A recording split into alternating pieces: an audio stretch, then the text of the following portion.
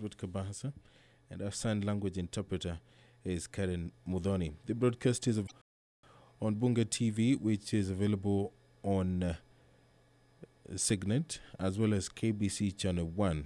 You can also stream this live broadcast on YouTube, courtesy of the Kenya Parliament YouTube channel. The member for West Mugirango constituency, Honorable Vincent Kimosi Mogaka, will ask the Cabinet Secretary for Interior and Coordination of National Government whether or not the Cabinet Secretary is aware of the increased cases of insecurity in West Mugirango, particularly Bogichora Ward, where 6 people have been killed in the last 3 months. And what step is the ministry taking to enhance security in West Mugirango constituency and further arrest all involved in the killings? These questions will be replied to before the Departmental Committee on Administration and National Security. The member for Central Imenti, Honorable Moses Kirima, will ask the Cabinet Secretary for Education whether or not the CS is aware that teachers in Kiagu and Makandanu locations in Central Imenti constituency are not paid hardship allowance despite working in an area classified as a hardship region. Is the Cabinet Secretary further aware of the serious shortage of teachers in public primary schools in the said 2 locations? What measures is the ministry putting in place to ensure teachers working in the said locations are paid hardship allowances, and further that teachers are posted to public in the office of leaders and parliaments for the welfare of society and the just government of the people? We beseech you to behold with your abundant favor as your servants who have been pleased to call to the performance of important trust in this republic.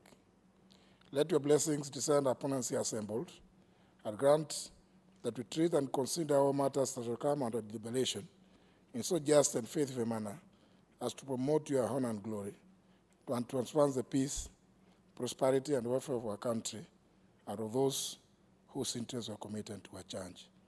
Amen.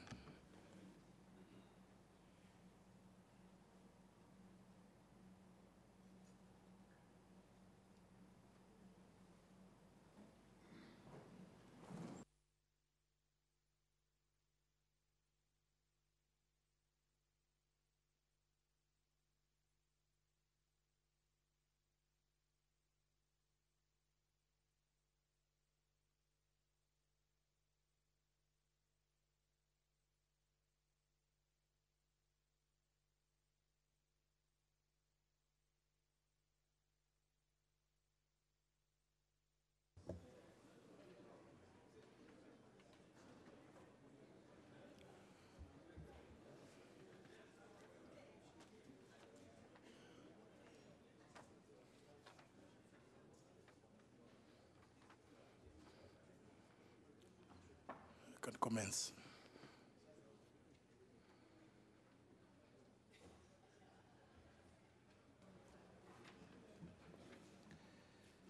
Order number 1, administration of oath. Order number 2, communication from the chair. Order number 3, messages. Order number 4, petitions.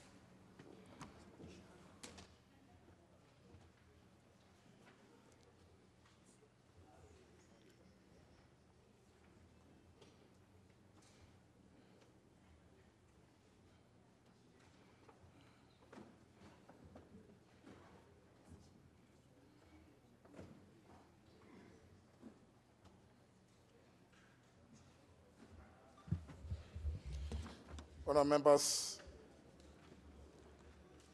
as you are aware, starting order number 225, subsection 2, paragraph B, requires that the Speaker report to the House any petition other than those presented through a member. I never wish to convey to the House that my office has received a petition submitted by one Mrs. Florence Jerry on behalf of the edible oil manufacturers of this country, requesting this House to amend relevant sections of the Tax Procedures Act 2015 in order to compel the Kenya Revenue Authority to refund overpaid taxes within 30 days and to reduce withholding value added tax from 6% to 2%.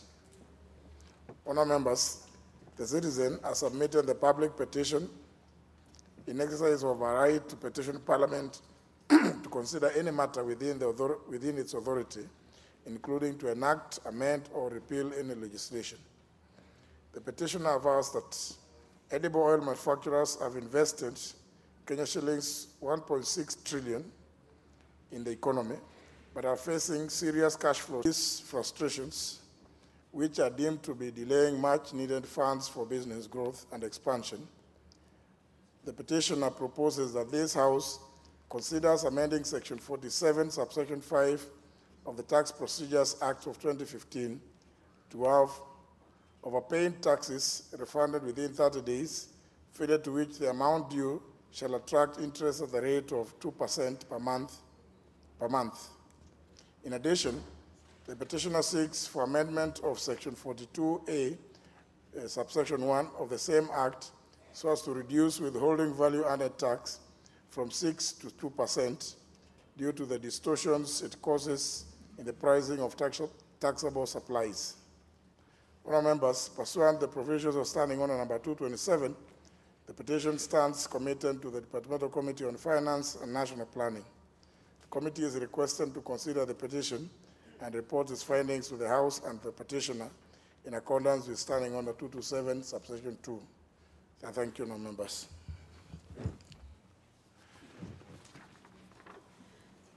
There is a petition by a member. The member for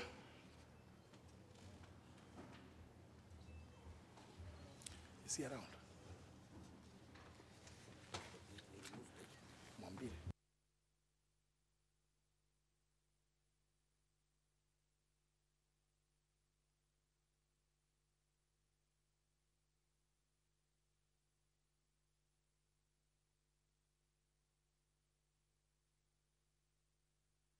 There was supposed to be a public petition presented by the member for Magarini. But the member for Magarini and I think the member for Ganze,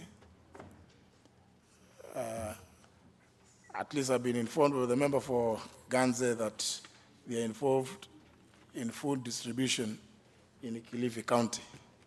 And therefore that petition by the said member is stood down to such time as he will be present in the chamber.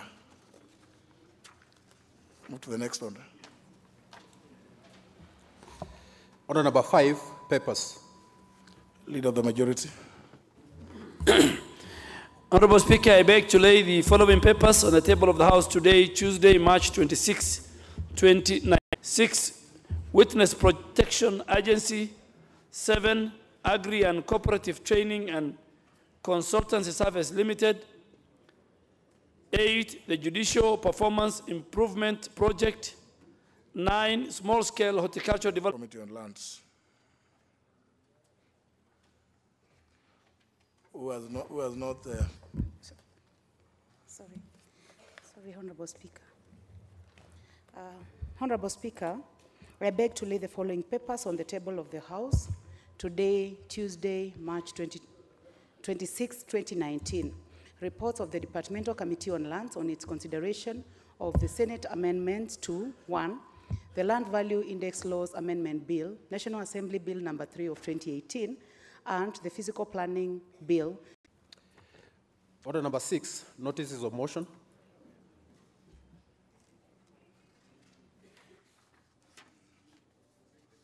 There's none.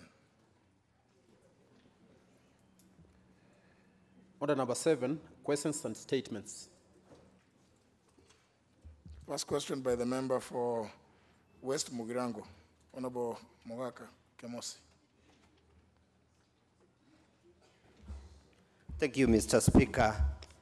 Pursuant to the provisions of Standing Order number 42A, subsection 5, I wish to ask question number 129/2019 to the Cabinet Secretary, Interior and Coordination of National Government. 1, Is the Cabinet Secretary aware of the increased cases of insecurity in West Mugrango, particularly Bogishora Ward, where national security? Next question by the member for Central Imenti.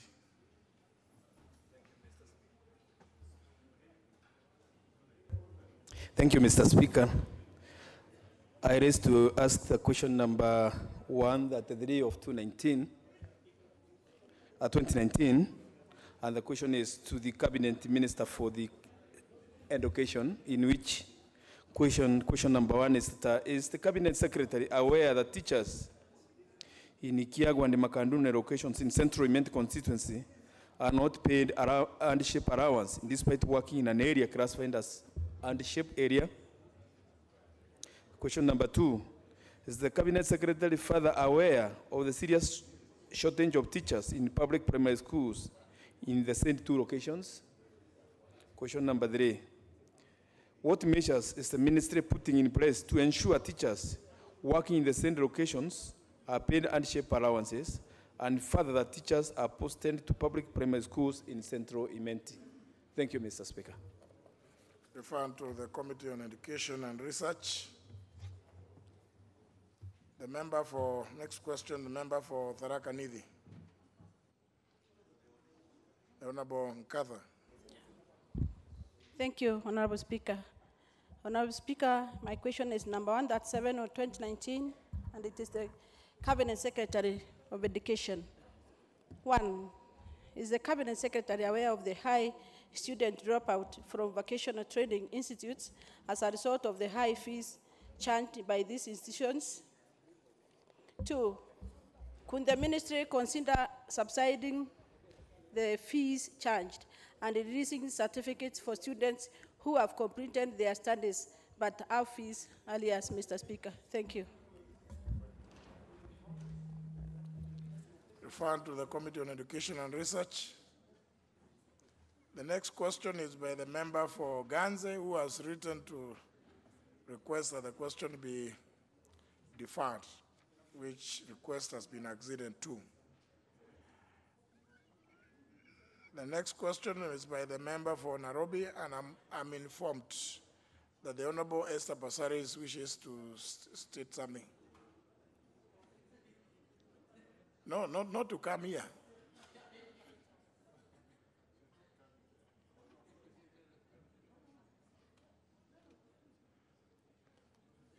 I was informed that you have saying that the question as drafted by the registry does not capture your intention, and that therefore you would want it taken out so that it can be redrafted to capture what exactly you wanted captured. And that can only happen, therefore, not now. I've seen you handing over some handwritten documents. No, let it be done the way you want, and let it be on the order of paper so that everybody sees what it is that you will be asking, and therefore it will be referred to the ministry concerned. So I think, Honorable Esther Passaris, we will stand down the question. You can ask it tomorrow. Yeah. What?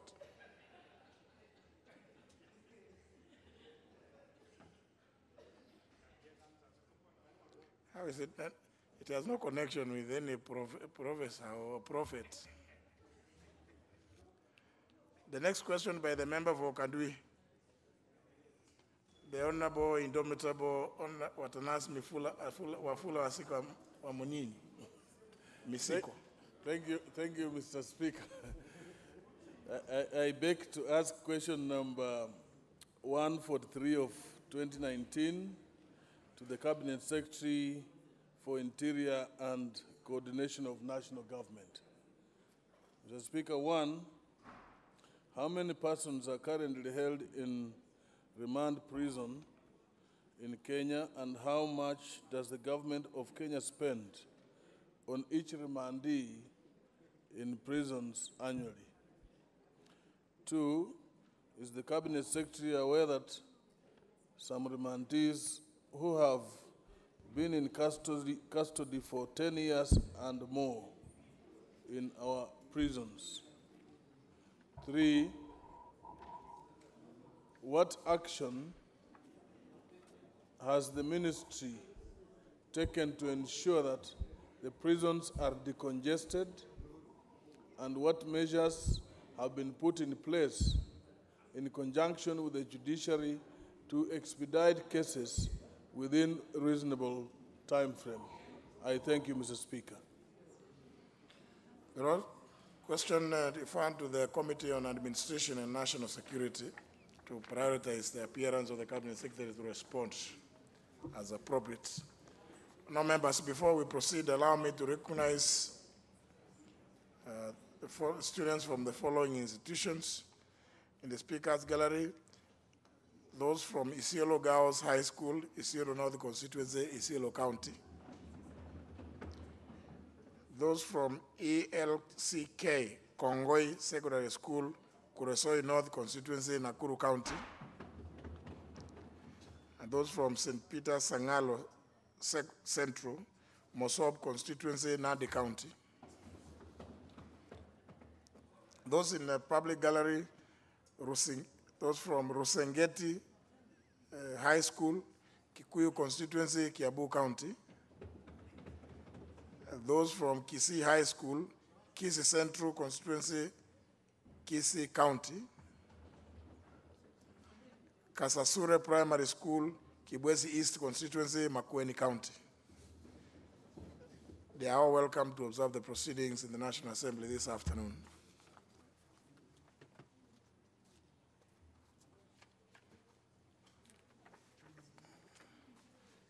Honourable members, will proceed with the next business. Next order.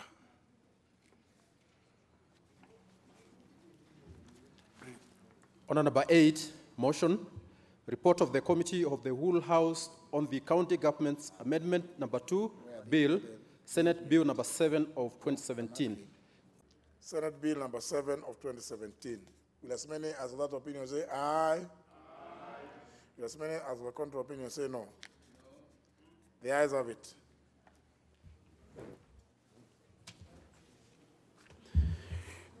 Honorable Speaker, I beg to move that the County Government's Amendment number 2 Bill, Senate Bill number 7 of 2017, be now read a third time. I also request Honorable Kioni to second. Honorable Kioni.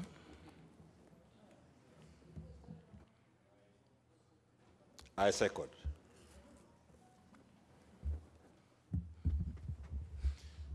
I therefore propose the question, which is that the County Government's Amendment number 2 Bill, Senate Bill number 7 of 2017, you say aye. Aye. As many as the contrary opinion say no. The ayes have it. A bill for an act of Parliament to amend the County Governments Act to provide for the procedure for the disposal of a report of a commission of inquiry established under Article 192(2) of the Constitution, and to provide for the termination of a suspension of a county government under Article 192(4) of the Constitution and for connected purposes. Next order. Order number 9, motion, report of the Committee of the Whole House on the Division of Revenue Bill, National Assembly Bill number 11 of 2019. Question to be put in third reading.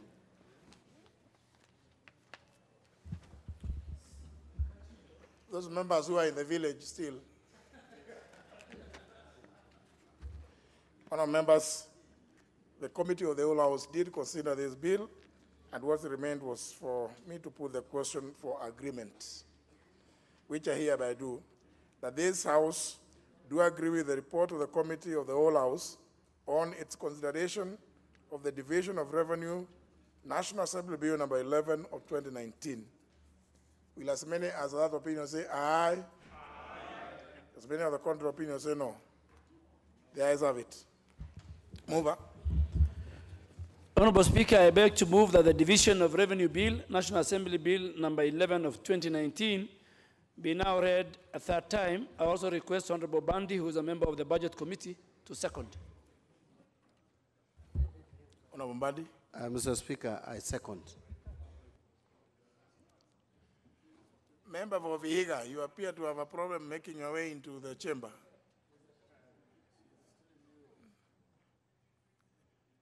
Member for Vihiga, you are not able to reach your destination. The member for Emuhaya suggests that you are new. I disagree with that.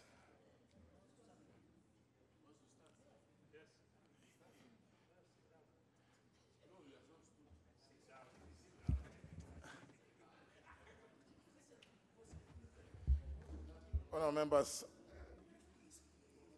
sometimes they talk about experience, but you know, if you are experienced in doing the wrong things, that's not the experience worthy remembering.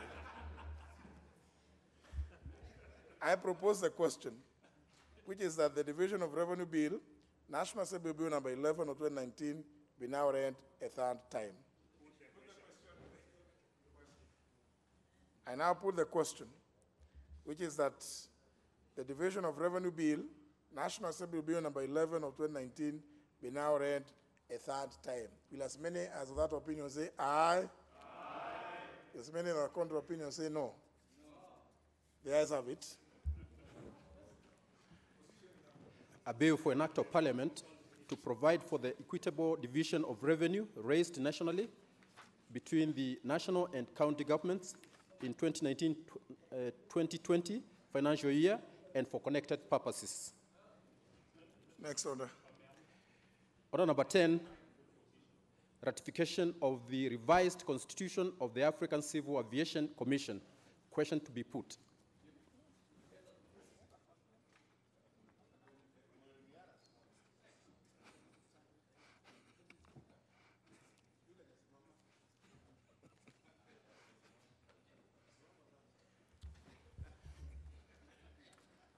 Honourable members, I think it means that the weekend must have been quite enjoyable for the Honourable Jimmy Angwenyi. Again, honourable members, debate on this motion was concluded, and what remained was a question to be put, which is that this House adopts a report of the Departmental Committee on Transport, Public Works and Housing on its consideration of the revised constitution of the African Civil Aviation Commission, AFCAC, for ratification, laid on the table of the House on Tuesday, March 12, 2019, and pursuant to Section 8 of the Treaty Making and Ratification Act 2012, approves the ratification of the revised constitution of the African Civil Aviation Commission. Will as many as that opinion say aye? Aye. Those of the contrary opinion say no. The ayes have it.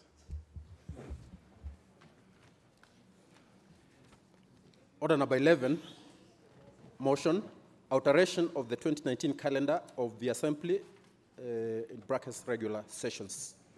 Leader of Majority. Honourable Speaker, I beg to move that pursuant to the provisions of Standing Order 28, subsection 4, this House resolves to alter its calendar for the third session of the Assembly 2019 as adopted on February 13, 2019 as follows. Roman 1, by proceeding for a short recess on Friday, April 5th, and resuming its regular sittings on Tuesday, April 23rd, and 2, by commencing the long recess on Friday, May 10th, 2019, instead of May 3rd, 2019. Mr. Speaker, the purpose of this motion is to alter the calendar in order to allow the House to sit the whole of next week. And initially, according to our calendar, the previous one, which we are now altering, we were scheduled to go on a recess on Thursday, which is this week, on 28th March 2019, at the rise of the House. However, Mr. Speaker, the House Business Committee that you chair resolved to extend the sittings by 1 week to cater for the crucial business that ought to be concluded before the short recess, which is the address of the President in accordance with the Constitution. And the alternative to this motion could have been that we proceed on our recess this Thursday as per the calendar and then come back for a special sitting for 2 days, which we felt is a cumbersome because a lot of members want to go to their constituencies, deal with the matter of bursary, and of course our sisters and honorable members from the counties will also have an opportunity to go and deal with the matter of the affirmative funds. So instead of recalling the House for a special sitting, we have decided that we extend the sitting to next week, and then on the 4th, which is going to be Thursday, once we are concluded with the business of the address by His Excellency the President and tabling of various documents as per the Constitution, then we can go for that long recess, that short recess, up to the 23rd of April, because again, at the end of April is when the National Treasury are supposed to submit the annual estimates for the budget 2018-2019. The other crucial business, Mr. Speaker, and which the House must know, that the vetting of the Inspector General of Police or for the National Police Service, which has a set timelines for 14 days from the expiry of the notification to the public. The joint committees of the two houses are expected to table a report on the consideration of the nominee by April the 2nd, 2019. And in this regard, the alteration of the calendar will allow the House to consider that nominee either for approval or rejection before we proceed on the recess. Finally, Mr. Speaker, as is in the practice and pursuant to Article 132, 1B and C of the Constitution, the President shall address a special sitting of Parliament once every year.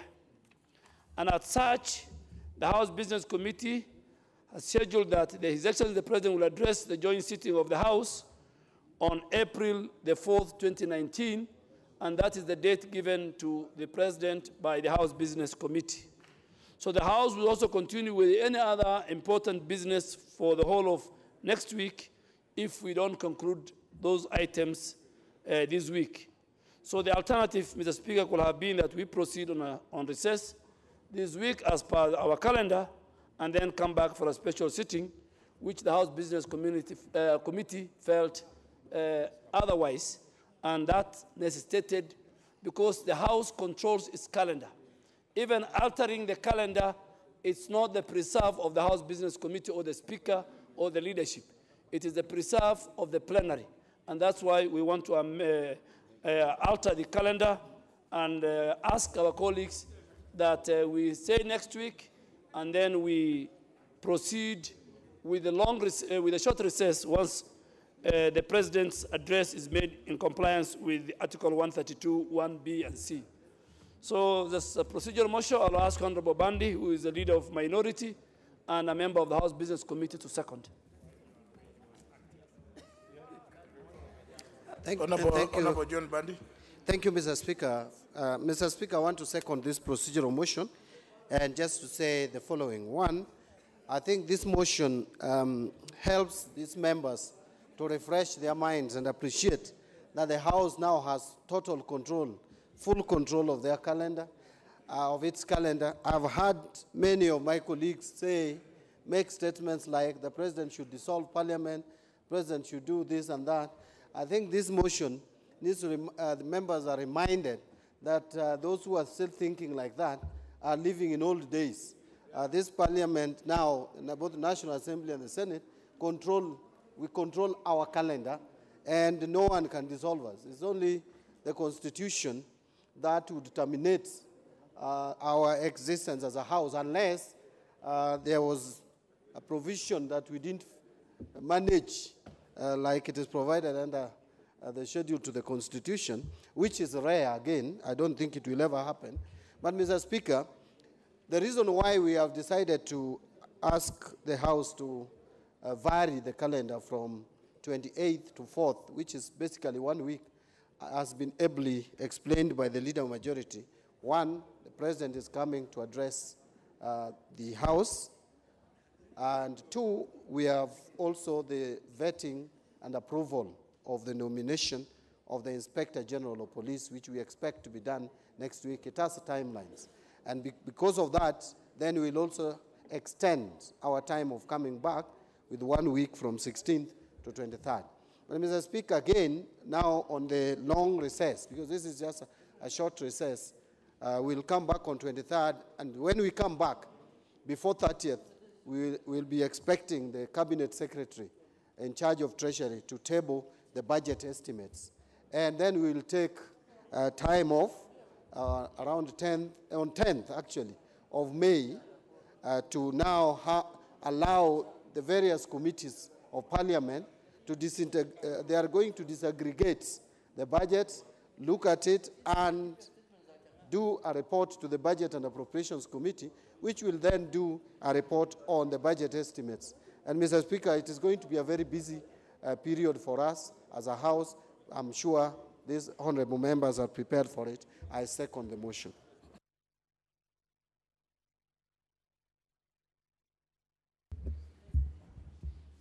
Honourable members, I propose the question, which is that pursuant to the provision of Standing Order number 28, subsection 4, this House resolves to alter its calendar for the third session of the Assembly 2019 as adopted on February 13, 2019 as follows. By proceeding for the short recess on Friday, 5th of April 2019 and resuming its regular sittings on Tuesday, April 23rd, 2019. And 2, by commencing the long recess on Friday, May the 10th, 2019, instead of Friday, May the 10th, 2019.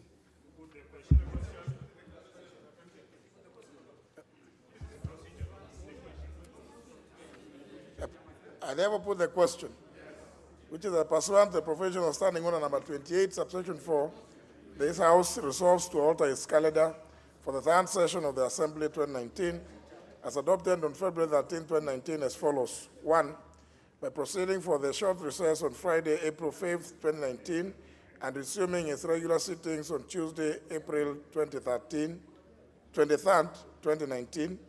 And 2, by commencing the long recess on Friday, May 10th, 2019 instead of Friday, May the 3rd, 2019.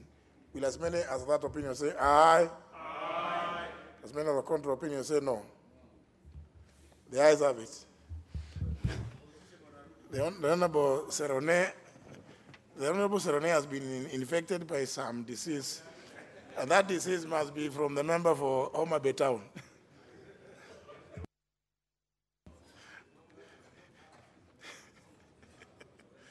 Next order.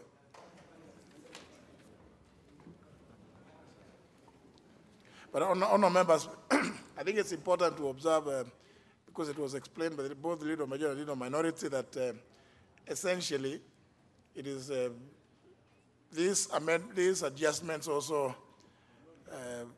I'm told, are quite comfortable to those members who have school-going kids.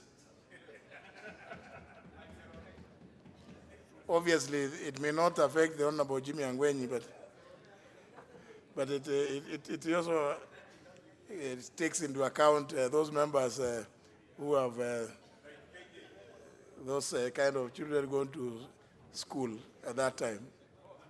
That's what the member for Kikuyu indicated, that he was happy with the adjustments. Let's move to the next order.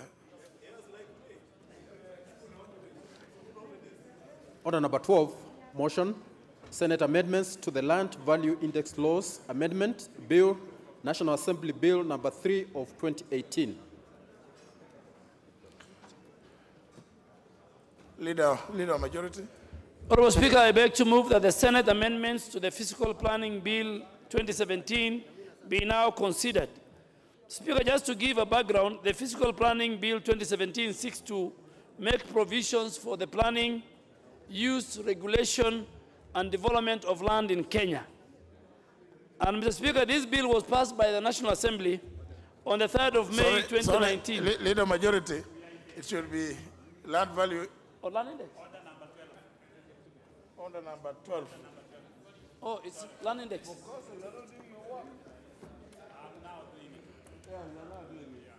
Sorry, Mr. Speaker, because both the land index and the land fiscal planning, they follow each other. I beg to move that the Senate amendments to the Land Value Index Laws Bill 2018 be now considered, Mr. Speaker, which are the Senate amendments. Mr. Speaker, just to give a background, the Land Value Index Laws Amendment Bill 2018 seeks to amend the Land Act, the Land Registration Act and the Prevention, Protection, and Assistance to Internally Displaced Persons and Affect Communities Act, and to provide for the assessment of value index in respect of the compulsory acquisition of land. Mr. Speaker, the bill was passed by the National Assembly on the 8th of August 2018. Thereafter, it was conveyed to the Senate in accordance with the provision of Article 110, subsection 4 of the Constitution.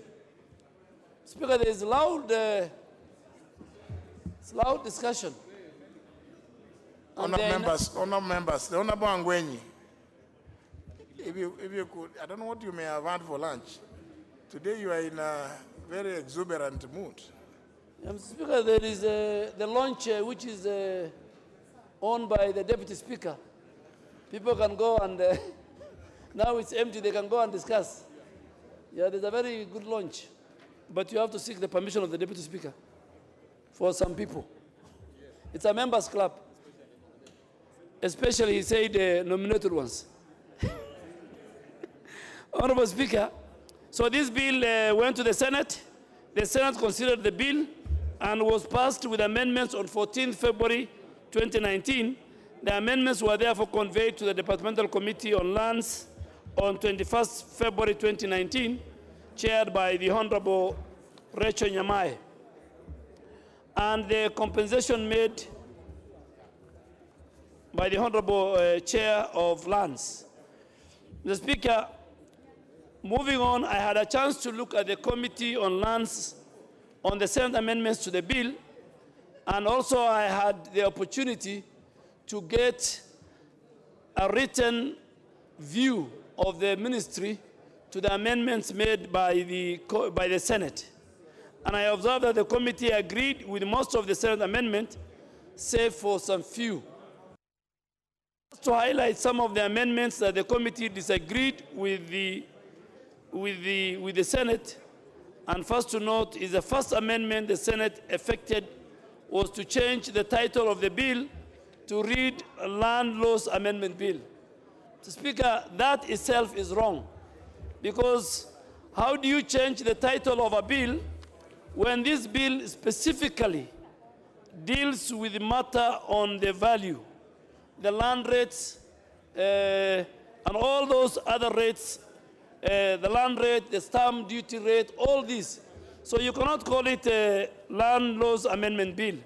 And we had a Land Laws Amendment Bill, Mr. Speaker, earlier in the House. So that, I agree with the committee, they have rejected it, and the title remains the same.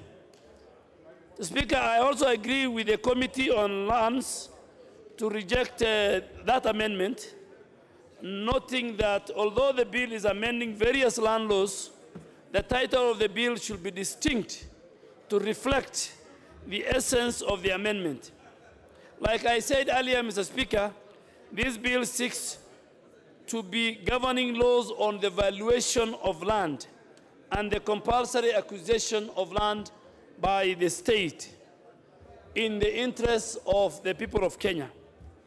So, Mr. Speaker, the title of the bill should be simple and straightforward for the users of the law, being the people we represent, in order for them to easily identify and find the law. So we will support the committee and we remain with the title Land Index Law.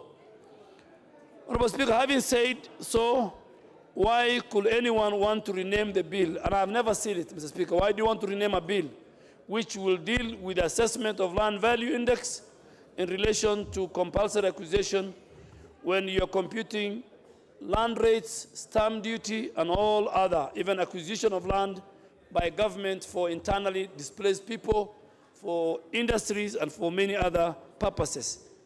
Mr. Speaker, the committee also rejected the Senate amendment to the reconstitution of the tribunal, which shall have the responsibility of hearing appeals against the decision of the National Land Commission on compensation of land wherever disputes arise in relation,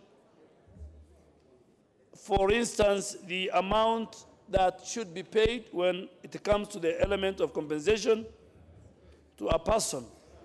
So this tribunal, in the event a person is not happy with the action of the National Commission, then he can take an appeal to the tribunal. So the committee, Mr. Speaker, I agree with the committee that the Senate amendments limits the discretion of the Cabinet Secretary in the appointment of the membership of the tribunal. Speaker, this is a serious function, and the Minister for Lands must have a discretion. Yes, in making sure that the tribunal that will be formed, but the Senate decided to remove that. And this may affect, Mr. Speaker, the diversity and the inclusivity in the composition of the tribunal and their membership. So the minister will look at the regional, the ethnic composition of that tribunal. So the Cabinet Secretary should be allowed to make appointments based on gender, regional, and ethnic diversity. In this regard, Mr. Speaker, I conclude the rejection, I support the rejection of that Senate amendment by the committee. So, Speaker, I conclude also that the rejection of some of the Senate amendment means effectually that the provision of Article 113 of the Constitution on the establishment of a mediation committee is the next course of action. So the moment we agree, we will agree with the Senate where the committee has agreed. But where the committee has rejected, because they represent this House, Mr. Speaker, we will reject it, support the committee, and the route we will go is to form a mediation of 4 members from this House and 4 members from the other House. Mr. Speaker, now I beg to move and request the Chair of Lands, Honorable Rachel Nyamai, to second and give the House the specific amendments that they have rejected. But Mr. Speaker, I want to make it one clear. You know, when we were dealing with the roads bill, there were certain amendments that we had no problem with. We agreed with the Senate. But you know, the House, when we went to the committee of the whole House, the House rejected everything. So I really want to ask today that we go to the committee of the whole House, support the committee. Where they have agreed with the Senate, we support. Where they have rejected the Senate, we also reject it, so that only the amendments that are offensive goes to mediation. But now the one for roads, all the amendments from the Senate have been rejected. So that also does not show goodwill from this House. There's no, Honorable Mokomoro is saying we have no goodwill, but I'm sure Honorable TJ Kajwang and Honorable Jessica Mbalu, the members who went with me to Germany, the Speaker, and we went to the Bundesrat, the equivalent of the Senate.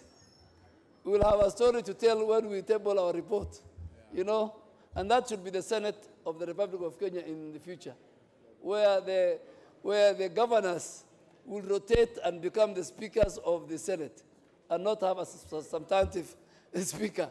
That's why they do it in Germany. Chair Lance.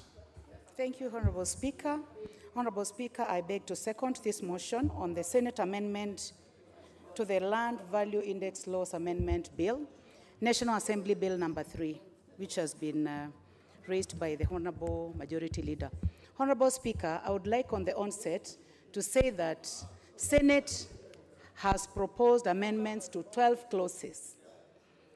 The committee recommends agreement with 7 clauses. We agree to 7 clauses. And Honorable Speaker, the ones that are rejected are 2 clauses.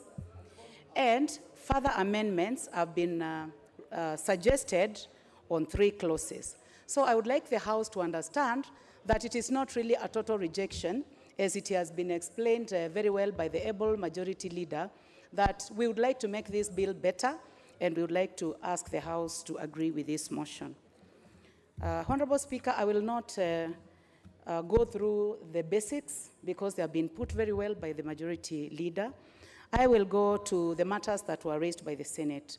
that the Senate suggests that the committee changes the title of the bill.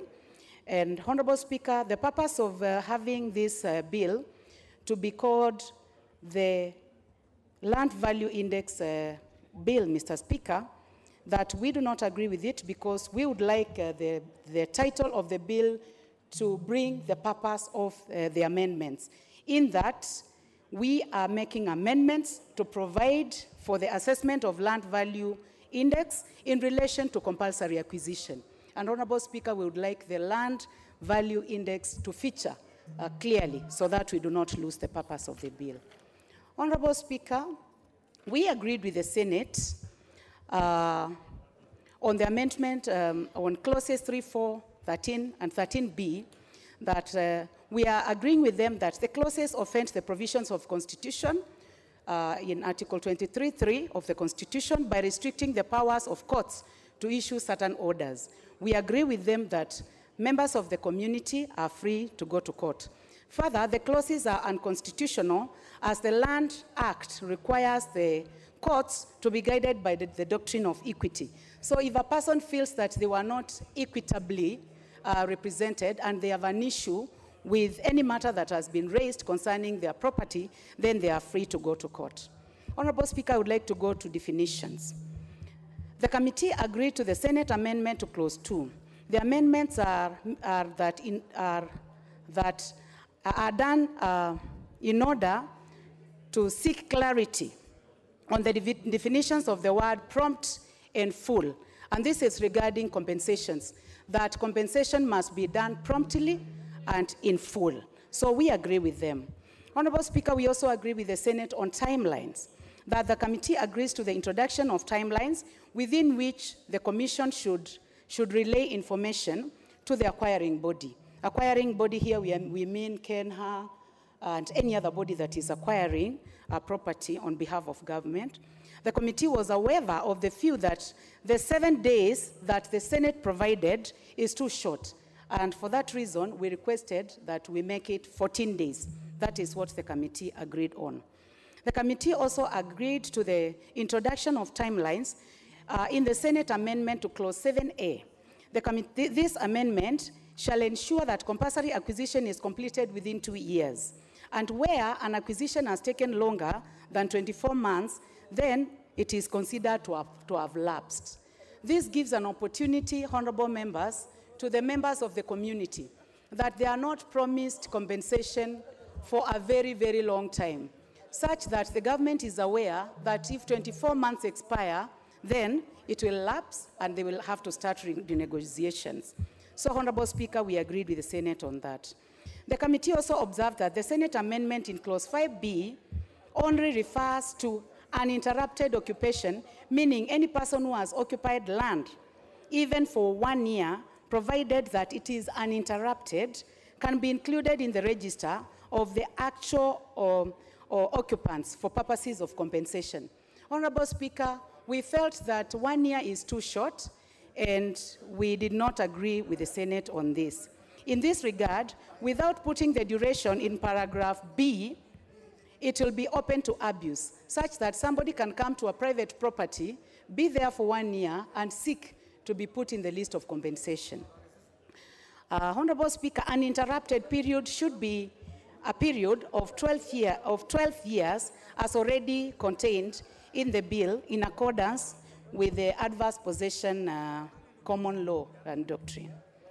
Honorable Speaker, further, the Parliamentary Committee also noted that the Senate amendment to proposed new clause 107A8 reduces the duration of what can be termed as uninterrupted occupation from 12 years to 6 years. The period should be tied to the advanced possession common law, which refers to 12 years. Honorable Speaker, in fact, we saw this as a contradiction.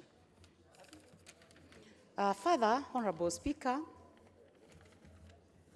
appointment to the membership of the tribunal. Honorable Speaker, this matter of the tribunal is a matter that we discussed widely and we had wide consultations, and it is an important body. However, Mr. Speaker, I would like just to go to the committee. What they felt is that the committee rejected the Senate amendment to Clause 17. The amendment limits the discretion of the Cabinet Secretary in the appointing of the membership to the tribunal. This may affect diversity and inclusivity, where they just bring one person to the Cabinet Secretary as opposed to bringing several people, so that the Cabinet Secretary has an opportunity to choose, so that he or she can ensure that we have gender and we have also geographical balancing. The Cabinet Secretary, Honorable Speaker, and the House should be allowed to make the appointment based on gender, regional balance, and also ethnical diversity. Honorable Speaker, in conclusion, I would like to say that the committee put in a lot of time. We looked at the Senate amendments keenly, and we tried as much as possible to agree. Where we have not agreed, Honorable Speaker, we would like the House to agree with us so that we can be given an opportunity to go to mediation, so that then this can be a better law for the country. Honorable Speaker, with those remarks, I would like to thank the committee for being able to work within the 14 days that you gave us on the floor of the House, and that we look forward to the House agreeing with us. Thank you very much, Honorable Speaker.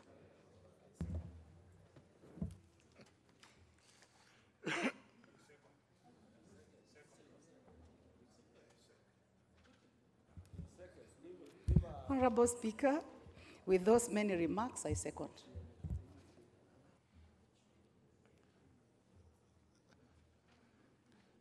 Those of you, you are walking into the chamber. I can see you. Take some seat. Anyway, any seat. You can take any seat. Don't worry. Even sitting next to the Honorable Amalwa is quite healthy for you. Honourable members, I propose a question, which is that the Senate amendments to the Land Value Index Laws Amendment Bill, National Assembly Bill number 3 of 2018, be now considered. Honourable members, while still at this point, before debate, I think it is important that everyone appreciates what it is that the debate will revolve around. Because from the chair of the committee, out of the 12 proposed amendments from the Senate, the committee has agreed with 7. 7. Please, you know, at least I'm always very attentive. They have disagreed with, not you can say 5, but in last week, when members went on a frolic of their own discussing the entire bill, which the House had already discussed before you sent it to the Senate. In this particular case, I think it is only fair to use time optimally by only restricting ourselves to either agreeing with the committee on the decisions they have taken on the 7 amendments, or disagreeing, in which case then you would have to propose further amendments. Look at what the other 5, the ones they have disagreed totally with the Senate, 2 of them, and the other 3 where they propose further amendments to the Senate amendments. So that this is not an opportunity, this is not the opportunity now to reopen the entire bill, unless you want to give some history which will explain something around those 7 areas, or 5 areas indeed. So, honourable members, I think I would just want to make that clarification so that even in the next order, we be accordingly guided so that we can be able to clear the business as soon as possible, practically. Thank you. I'm assuming that the members who have put their requests desire to contribute that way. And we'll start. The first one is the member for Kiminini. Thank you, Mr. Speaker. Mr. Speaker, I think the critical amendments we should talk to, they are the 2 amendments that they've differed. Mr. Speaker, we know very well we have a parliament composed of the Senate and the National Assembly. The 2 of them, Mr. Speaker, are supposed to check each other for purposes of value addition. And Mr. Speaker, I want to start by saying that I do agree with the report of the committee, and I want to thank Honorable Rachel for the good work well done. Mr. Speaker, changing the title is completely upside down. The title, Mr. Speaker, of the bill should be able to give a description of what is actually the objects in the bill. And in this case, Mr. Speaker, this is supposed to do with valuation of the land. When you bring in the aspect of index, it's supposed to take into consideration issues of appreciation. We know the government normally has this compulsory acquisition, and many owners of the land, Mr. Speaker, have been taking advantage. We've had even conspiracies. So this land value index will be able, Mr. Speaker, to eliminate these issues of exaggeration of prices, Mr. Speaker. And that's why it is indeed important that the title of this particular bill should remain the way it is. You can't come and say that the title to change to Land Laws Amendment Bill. It is upside down, Mr. Speaker. And that's why we're asking the Senate, do they reject our bills for the sake of value addition, or is just some siblings rivalry?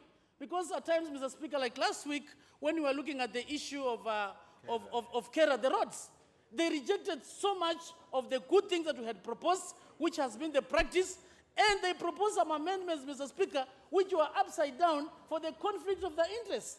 I think it's the highest time, Mr. Speaker, that these two houses are supposed to be together and for the benefit of the common mwananchi. Because some of the amendments that are coming from the Senate, they leave a lot to be desired, Mr. Speaker, as if there's an issue of competition. When they amend something, they should be able to improve for the value addition and the common public, Mr. Speaker.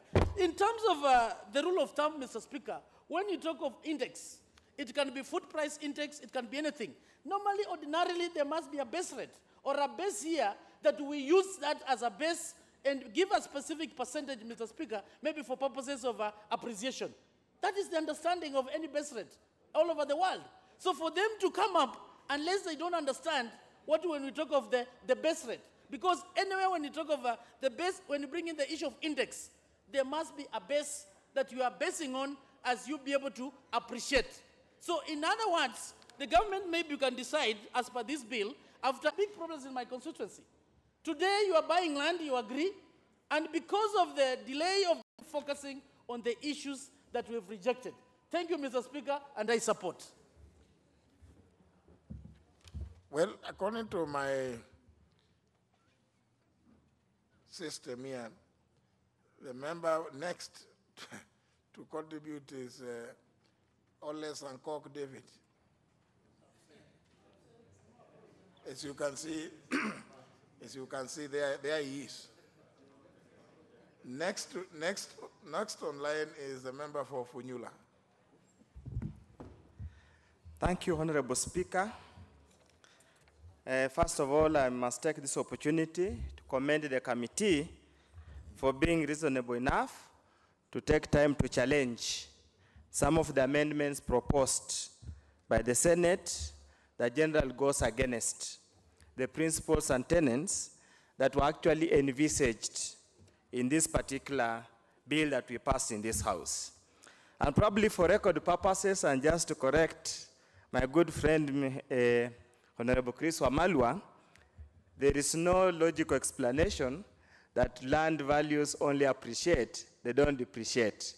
Land value is a mark we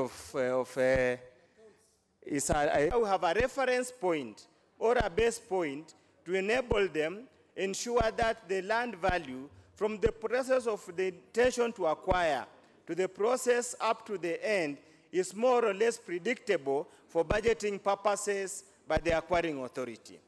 There is nothing so disorganizing for any project implementing body for the value to change or for the owners of the land to keep on shifting the land values or the asking prices during the implementation of the project. So consequently, the text or the title of the bill surely cannot be purported to change unless the Senate did not understand what they were talking about, unless the Senate did not have members in the House who has got any, however small understanding of land matters and land values are concerned. And probably, Mr. Speaker, sir, this brings into question the total staff complement of the entire House.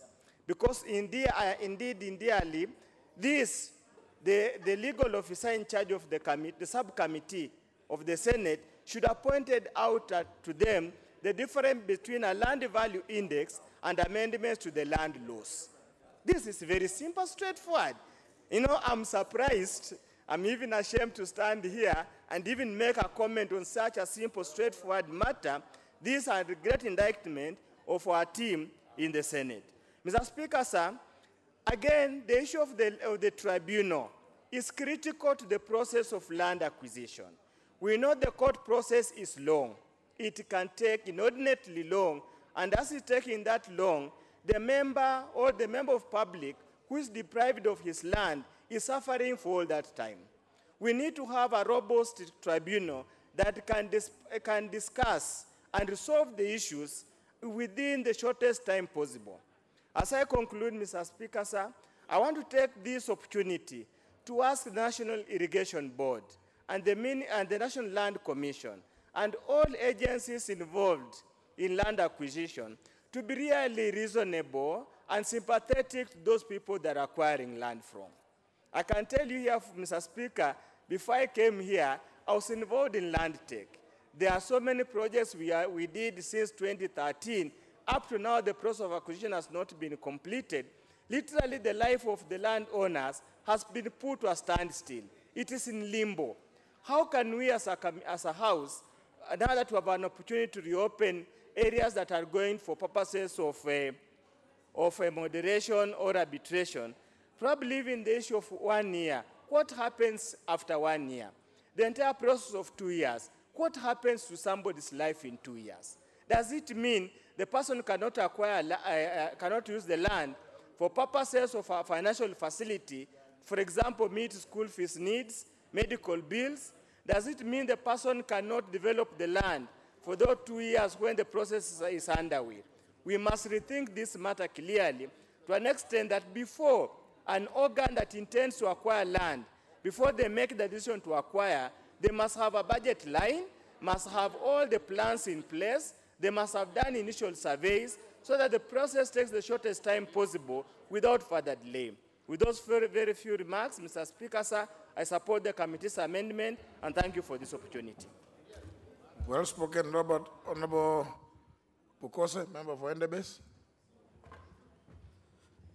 Thank you, Mr. Speaker.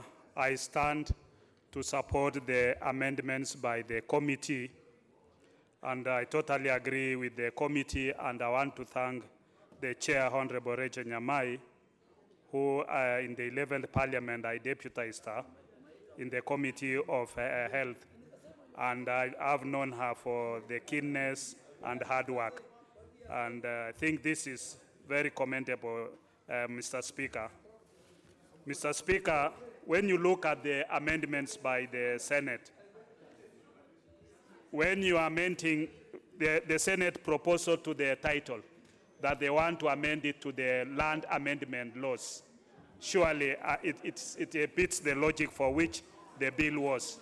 This is a land index value bill that is going to revolutionize the issue of compulsory acquisition of land within our country. And these amendments by the Senate is actually delaying this very important bill, which the country has been waiting with bated breath. Mr. Speaker, as you are aware, in this country, we've had a lot of challenges in terms of acquisition, compulsory acquisition of land. We've seen exaggerations in as far as land acquisition for the building of the SGR in the country. We've also seen in the energy sector where you have transmission lines, wayleaf, figures being exaggerated and making it very difficult for even for the transmission lines for power to be able to be erected.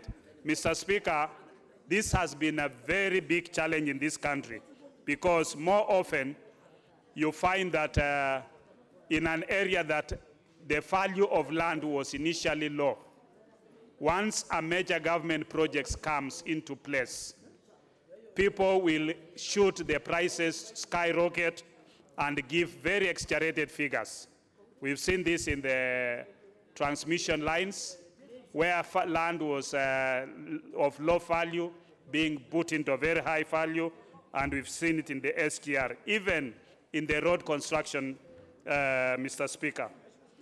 When it comes to the definition, I want to agree with the committee agreement with the Senate on the issue of definitions for prompt and timeliness in terms of, and also pay full.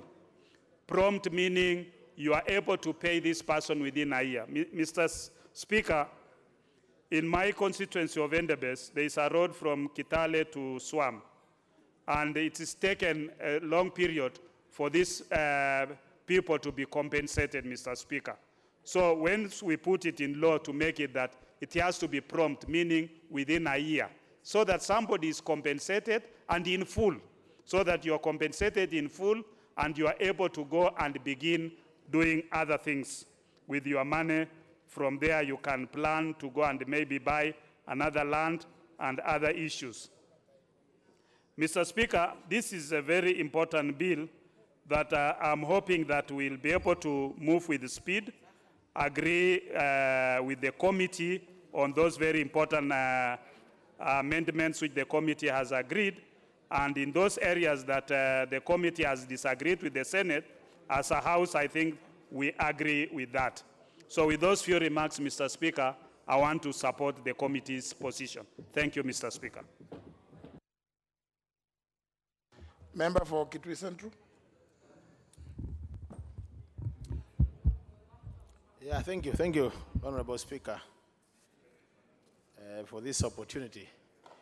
I also want to join my colleagues in agreeing with the comments by the committee, Honorable Speaker, and I think I want to join them in saying that we want to congratulate the committee for the short time they have taken to work on these amendments that agree.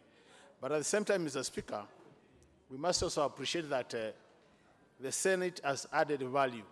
If the committee was able to agree with 7 of the amendments, we can't say the Senate has not added value. But in areas where they disagree, I think, Mr. Speaker, that will open room for the mediation process. But I want to make the following observations, Mr. Speaker. Mr. Speaker, relating to the issue of changing the title, I agree with honorable members that maybe there was confusion in terms of what is an index. And I think, index, if you ask many members here even to say what an index is, I'm sure they'll have challenges. Generally, Mr. Speaker, we also have to bear in mind that, Mr. Speaker, we want to agree with the Senate that they might have been having challenges interpreting what an index is. But it is important, Mr. Speaker. Sorry, Mr. Speaker, I don't want to interrupt, but the Honorable Makali Mude has made a very, very serious statement. He says if we ask members the meaning of index, many of them will have challenges.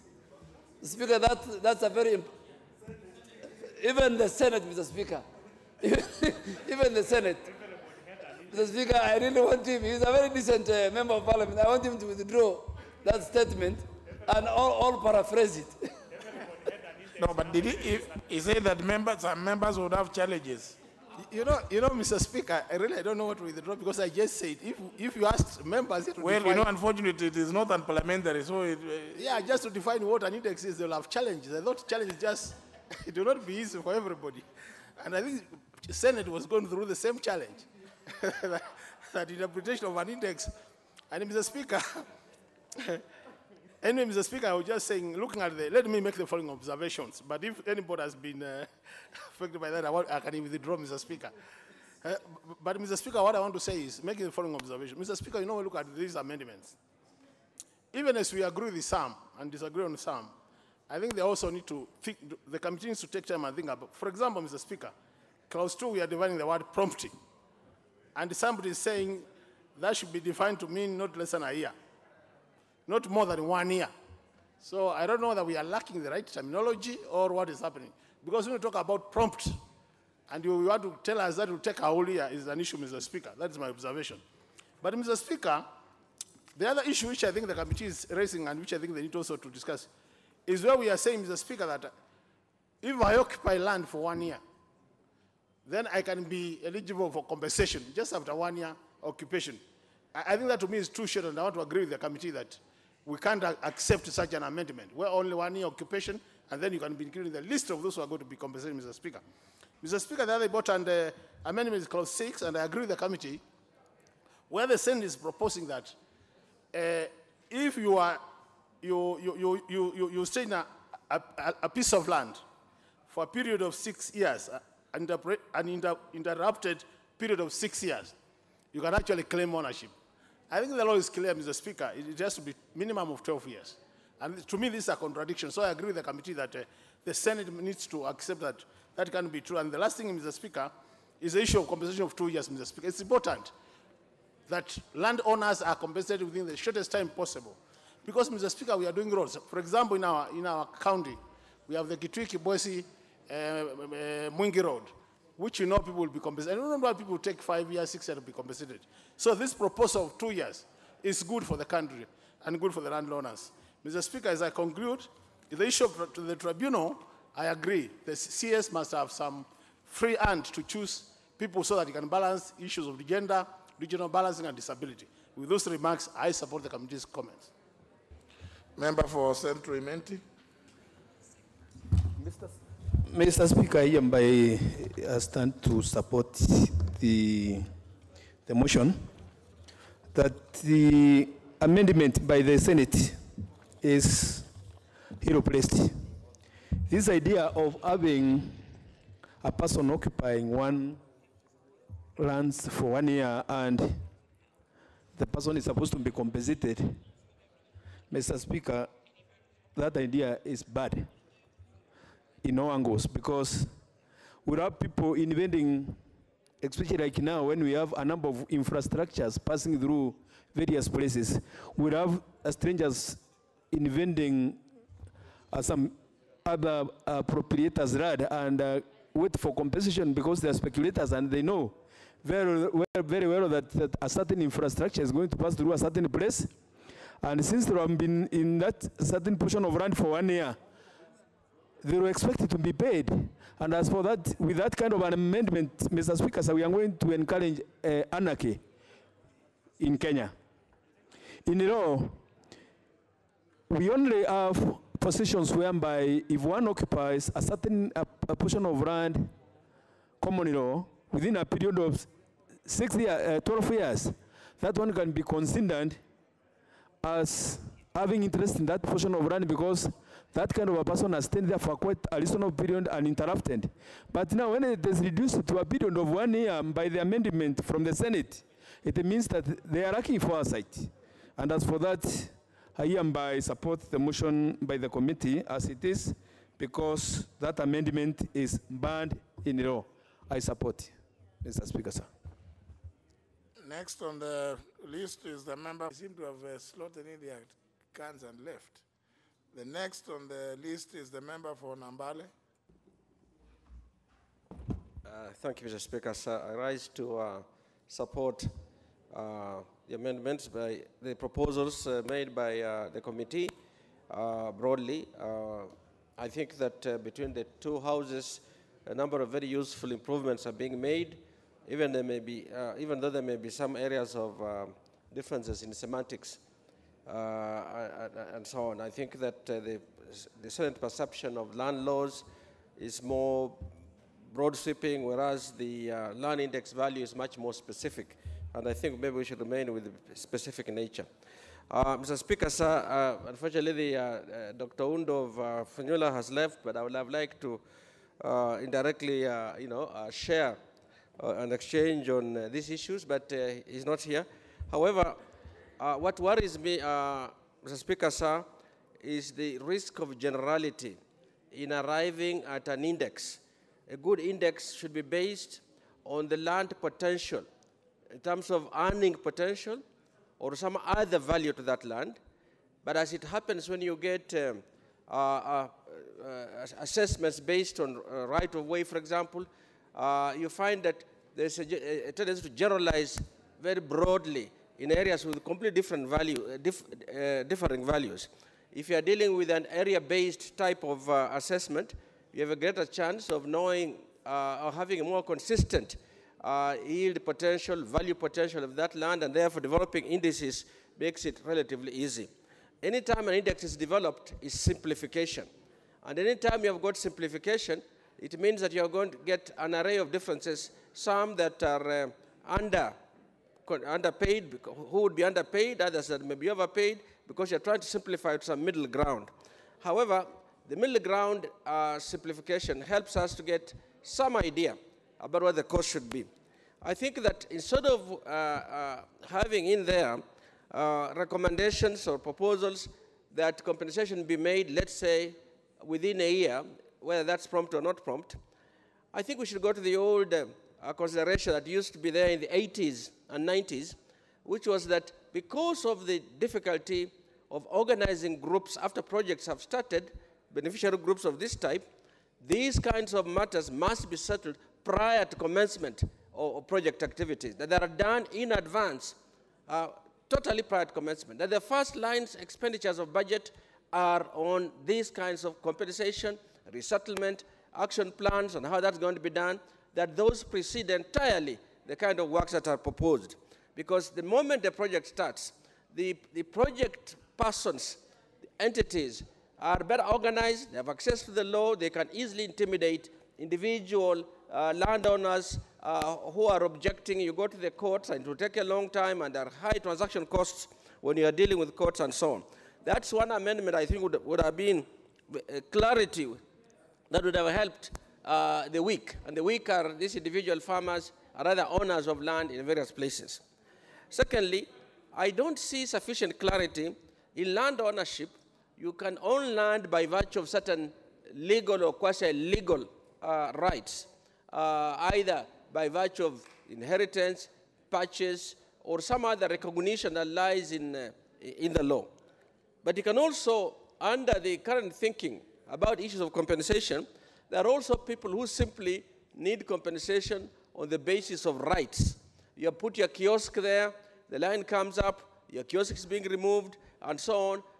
You probably had rented a thing informally, so that the rights type ownerships that needs also to be clarified. I didn't find that clarity. Mr. Speaker, sir, whereas the Cabinet Secretary, it's good for the Cabinet Secretary to have a say in membership tribunals, but I would hope that this will be done separate from considerations of a specific activity. If you take things like the SGR, you will find how much manipulation there was along the lines. So I hope that the tribunals would be entities independent of specific proposed projects. So, Mr. Speaker, sir, in conclusion, my prayer is really that these kinds of compensations, however based, we are simplifying it by using a land value index, need to be made prior to commencement of projects. Thank you, Mr. Speaker, sir.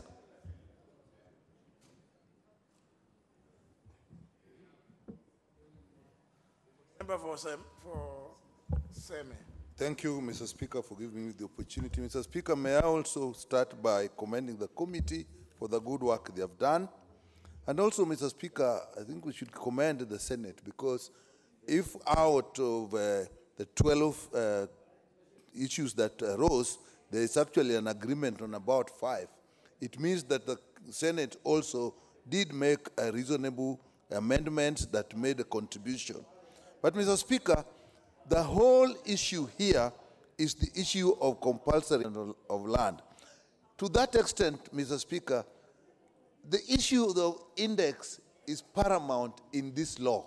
And therefore, I cannot understand how the Senate could actually think of removing the word index, because without that, the rest is lost. And therefore, Mr. Speaker, we do agree with the committee on that, because without index, there will be speculation. People inflate prices, particularly if there is insider information. And this, Mr. Speaker, in the long run will actually give a reference point. I know in this country, Mr. Speaker, there is, in the sale of land, there's a willing seller, a willing buyer.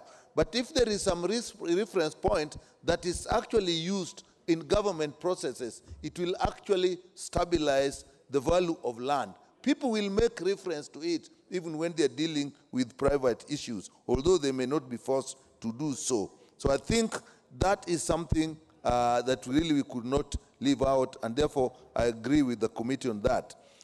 Mr. Speaker, on the issue of compensation promptly, I think that was a good amendment. Again, I agree and support what the committee said. Promptly, 1 year, I think is a reasonable time for promptly. There are cases where there have been long periods, somebody's land has been taken and they are not being compensated. Now, to have a defined period and a timeline, Mr. Speaker, I support that. Mr. Speaker, also, in issue of full compensation, again, it's important because sometimes there's been a dispute on the improvements of the land.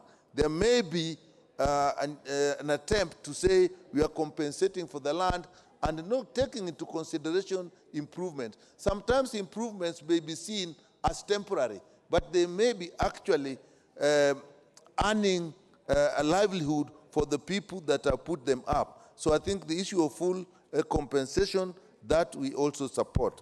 I also agree with the committee in rejecting clause 5 of short period of occupation. Mr. Speaker, if you make it 1 year, in this country where there's high speculation and people have information on what the government is planning to do here and there, just look at the Lamu issue. I remember just before the Lamu issue was still just a rumor, people moved in and started buying land or moved in to stay there. So if we take such a short period to give ownership and therefore seek in each county, it's not necessary. We have the National Consultative Forum, honorable members, but then the Senate suggests that we also have consultative forums at the county level. And honorable Speaker, the committee had a problem with this. This is not necessary, as the National Forum was adequate to deal with policy issues and also amounts to duplication of the cabinet. When you look at the membership of the county forum, you realize that it is CECs from different departments that are sitting together, which is equal to having the cabinet at the county sitting to deliberate on land matters, which can easily be done by the CEC lands. Honorable Speaker, this will create bureaucratic structures that will slow decision-making and also make counties incur huge costs that make it unnecessary. Further, the committee agrees to the Senate proposal to increase the representation of the Council of Governors in the National Physical Planning Consultative Forum. And this would ensure that the interests of the county governments are adequately taken care at the national level. Honorable Speaker, the issue of timelines has also been introduced by the Senate as it had happened in the Land Value Index Bill. However, the committee noted that the introduction of timelines in the preparation of the National Physical Development Plans is important. The Senate amendment in clause 21, for example, will ensure adherence to timelines. For instance, within 30 days of the preparation of the National Land Use Development Plan, the Cabinet Secretary shall publish a notice in the Gazette in at least 2 newspapers of national circulation through electronic media informing the public that a decision of the decision and also on the comments received by the Cabinet Secretary has been made, and that the reviewed draft National Land Use Development Plan is available. To us, we saw that this is a good amendment. Further, within 21 days of the expiry of the period of making the comments under subsection 1, consider the comments made by the National Land Use Development Plan and may incorporate the comments in the plan. So, Honorable Speaker, this is about making sure that when changes have been made, then there are timelines as to when it is made public and available to the community. Clause 25, however, the amendment deletes the provision through which an aggrieved person can appeal against the decision of the Inter-County Physical Planning Joint Committee, and this would result in a vacuum in as far as redress mechanisms are concerned. Honorable Speaker, clause 25, the amendment on clause 25 means that if a person has a problem with the Inter-County Physical Planning Joint Committee, does not have an opportunity to get redress from a higher level. So we felt that this was not a good amendment. Honorable Speaker, as regards the planning authorities, the committee noted that clause 2 of the bill defines planning authorities to include both the cabinet secretary and the county executive committee member. Since the bill are focusing on the word use of physical planning as opposed to land use planning, and then the other amendments which I have talked about, the ones that we have accepted, we have rejected fully, and the ones that we have agreed partially, you can see that the committee did a very good job, and we tried to work within the stipulated timelines. Honorable Speaker, with those many remarks, I would like to thank members of the Parliamentary Committee on Lands, because they also did justice in looking at this bill within the 14 days that the Honorable Speaker had given us. With those many remarks, Honorable Speaker, I beg to second. Honorable members, allow me to propose the question that the Senate amendments to the Physical Planning Bill, National Assembly Bill number 34 of 2017, be now considered.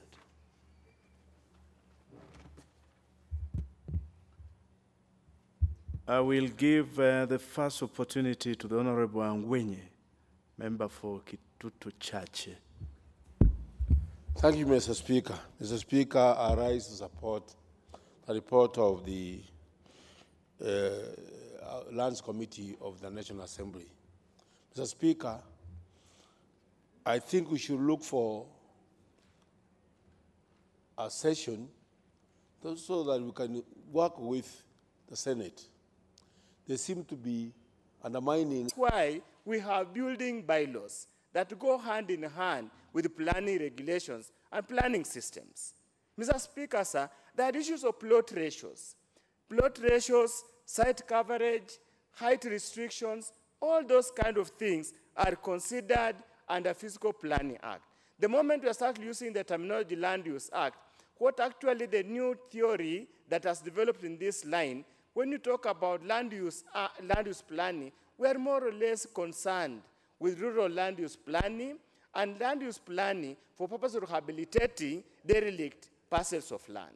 So essentially, I completely agree with the committee, I agree with the leader of majority, that anything relating to this particular change of term should be rejected in total, and we need to have a session with the Senate to explain to them some of these technical aspects. We can volunteer before they even go for mediation to offer free lessons as part of public service. Thank you, Mr. Speaker. I support the committee. Music to my ears, the Honorable Dr. Undo. I think this is true, that the term physical in the title of this particular piece of legislation is a technical, has acquired technical significance over time. And it means it has, over a long period of time of usage, and it cuts across a lot of pieces of legislation. So to just change it overnight would be doing a disservice to a lot of other laws and to other users of this term. Very good contribution. The Honorable Sankok. Thank you very much, Honorable Speaker, for giving me this opportunity. Honorable Speaker, because this is a very important bill, especially when in the Senate there is a change of term that will eventually affect the intention of this particular bill. Honorable Speaker, I want to appreciate Honorable Ounda, who have just spoken, because he seems he is very intelligent in that field and that he have done a lot of research. And I advise Senate to get some free advice from Honorable Speaker. Because, Honorable Speaker, in physical planning, we really want to know entirely how we'll use the land of this country, Kenya. Some places will be set aside for agriculture. as you know that our population is increasing. And very soon, Honorable Speaker, each individual will be probably owning a quarter of an acre of land if it was to be divided equally. And if you have a quarter of land, then you have a house there and a small cattle boma somewhere else and a pit latrine somewhere else, then you will not have anywhere for agriculture. So even this particular physical planning is actually larger than just merely land use. Honorable Speaker, even when you do physical planning in our town, Honorable Speaker, there are some places that will set aside for settlement, and as Honorable Onda said, there will be low density and high density, Honorable Speaker, depending on the class. There are middle class, high class, and so on. Honorable Speaker, there will also be a place for industries. And this one is very important when it comes to physical planning, so that we know which industry is offensive and which one is not offensive. When we talk of offensive, we are talking of an industry that is offensive in terms of how much noise it emits to the environment, how much waste product, and how harmful are these waste products to the general population.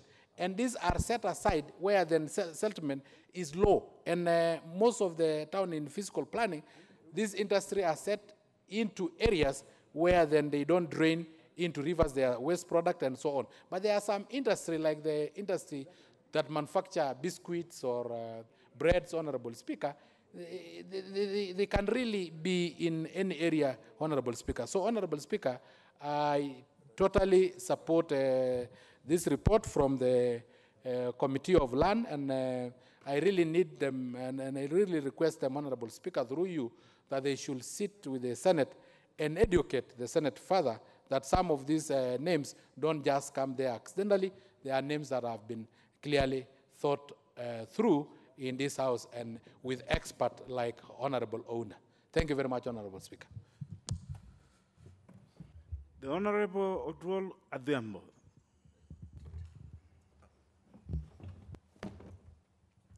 Thank you, Mr. Speaker. Mr. Speaker, on the onset, I'd like to say that I support the committee and to commend the chair, Honorable Rachel Nyamai, and the committee for the very clear way in which the report helps us, Mr. Speaker, to look at the amendment on this very important bill. Mr. Speaker, the area which was raised both by the leader of majority and the chair of the committee, and which is of great concern and makes me stand to support the committee's report, is the very serious manner in which in the bill the Senate displays the lack of seriousness or recognition of what the bill is intended to do. Mr. Speaker, when we look at the term physical planning and look at what it is that we are dealing with, we can see that we are talking about orderly arrangements of land usage or a systematic, informed way by which. The Honorable Mashira Kabinga, member from where? Here I am. Thank you, Honorable Speaker. I rise to support the report that has just been given by the committee, and want to commend them, Honorable Speaker, for having taken time to go through the amendments that were proposed by the Senate, Mr. Speaker, to include, came from the committee. So what we are told by the Senate. So they have actually performed their role perfectly well. And the Senate also has performed its role. We must be alive to that fact. I will give this opportunity to the Honorable Hulufo Oda, member for Isiolo North. Thank you, Mr. Speaker, for the opportunity. I would like also to thank the members of Lands Committee for a very good job. It's unfortunate that our Senate has taken 9 months to look at the bill which was forwarded to them. And it's even unfortunate that 52 of the proposed amendment actually relate to the proposed change of title from physical planning to land use planning. I fully agree with other members who have spoken before me that actually the two terms, physical planning and land use planning, are two different, and actually one is subset of the other. Actually, land use could be seen as a subset of the broader physical planning. Personally, I would like to know whether actually the staff who are assigned to us as parliamentarians give us adequate technical support when we are looking at some of these legislative issues. And this may call for actually, broadening the discipline from which we recruit staff so that when we are looking some of these issues, which are technical in nature, we are guided appropriately so that we avoid a situation where we are making, simple, unfortunately, I could not find a better word, mistakes like the one we are seeing here. Of course, by proposing those amendments, senators have done their part. The only issue that we have with what they have proposed is that they are inappropriate, and therefore, I fully agree with the committee of this House that they have rejected the change in title and all other changes that has come along as a result of the proposed change in title. Of course, there are a few areas where the proposed amendments by the Senate is good. For example, the suggestion that the National Consultative Forum membership should be reduced by having 2 representatives of Council of Governors. But if we agree with that amendment, then personally, I will be comfortable with the proposed insertion that we have a similar forum at county level. Probably the only point where I feel I need probably not to agree with our committee is that as long as we reduce the participation of all the counties' land CECs in the National Consultative Forum, we should have a similar forum at county level. With those few remarks, I would like to support the recommendations of our committee. The Honorable Nyekal. Thank you, Mr. Speaker. Mr. Speaker, may I also commend the committee. 98 amendments to be gone through over a period of time. Mr. Speaker, that's a commendable job they have done. Mr. Speaker, the issue here in all this bill is actually technical. It's a technical issue that in a way was not handled technically. And I say that, Mr. Speaker, because in the 40-something or so, which were not actually technical, you actually find that there was general agreement in over many of them, which means that were it not a technical issue, we would have very few amendments to look at. So to that extent, in my mind, I would agree with the previous speaker who said, we must look at the composition of the clerks in our committees. In legal terms, in terms of legislation, in terms of law, the committees are actually very well constituted. They have appropriate capacity. But when issues come that are technical outside the legal domain, then you can see these things happening. So we may have to think that in some committees, we get people who have technical background to help those committees. And Mr. Speaker, the Senate is new. So maybe when we look at it, you cannot compare it with the House that has been there, the National Assembly, that has been there in this structure for years. So maybe they need more of assistance than actually blame, so long as they'll be willing to accept that support. But Mr. Speaker, the issue here is the difference between physical planning and land use planning. It is so clear, even if they just Googled, it would have been so clear that in physical planning, we are looking at proper human settlement arrangement, dealing with organized transport, proper infrastructure of buildings, roads, railways, social amenities, including even estates, so that they're harmonious in existence and promote health and safety. That seems to be really the main focus in that. And it is a situation where they decide in advance what to do, where to do, when to do, with what, whether it is on the surface of the land, under the land, or inside the land. Some structures can be actually underground. Whereas in land use, Mr. Speaker, it is actually the regulating of land use in a larger context, in a socio-economic environment, to have an outcome that member is... for Tigania. Is that the honorable member for Tigania, the member who has just crossed the floor? The member who is standing in the gangway. You cannot do that. You have to go right and do the honorable thing. This is a house of honor. Wow. Proceed, the honorable Nyika. So, Mr. Speaker, it's a process of regulating land use to promote desirable socio-economic environment, and it is in a large scale.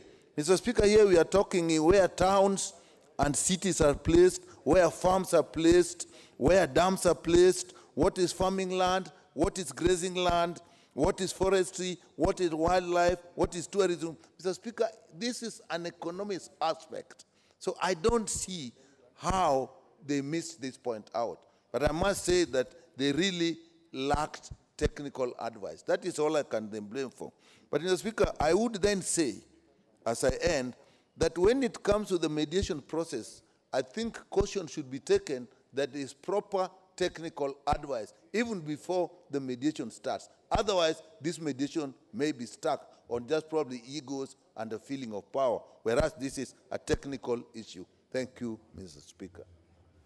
The Honorable Nyikal, if you recall, the substantive speaker, when he was here, I gave direction that when it comes to the mediation process under Article 113, he will be requiring that members who will be going for that mediation should go there with an open mind to agree to give and take, not to go there with hard positions, not go there with a mind that they want to fight and show the other side that they are greater than them. I think all of us have a duty to this country. And I think that the Senate has done its part. And part of the process of learning and teaching each other and, what is correct and what is not correct is part of what we are doing today. They have done theirs. We are looking at it and picking up the weaknesses here and there and the strengths. And that should be the way it should go. It is not a contest between the National Assembly and the Senate, as it were, but a joint effort to do what is right for the nation. I will have this opportunity to Kositani Caleb. Thank you, Mr. Speaker, for according me this opportunity.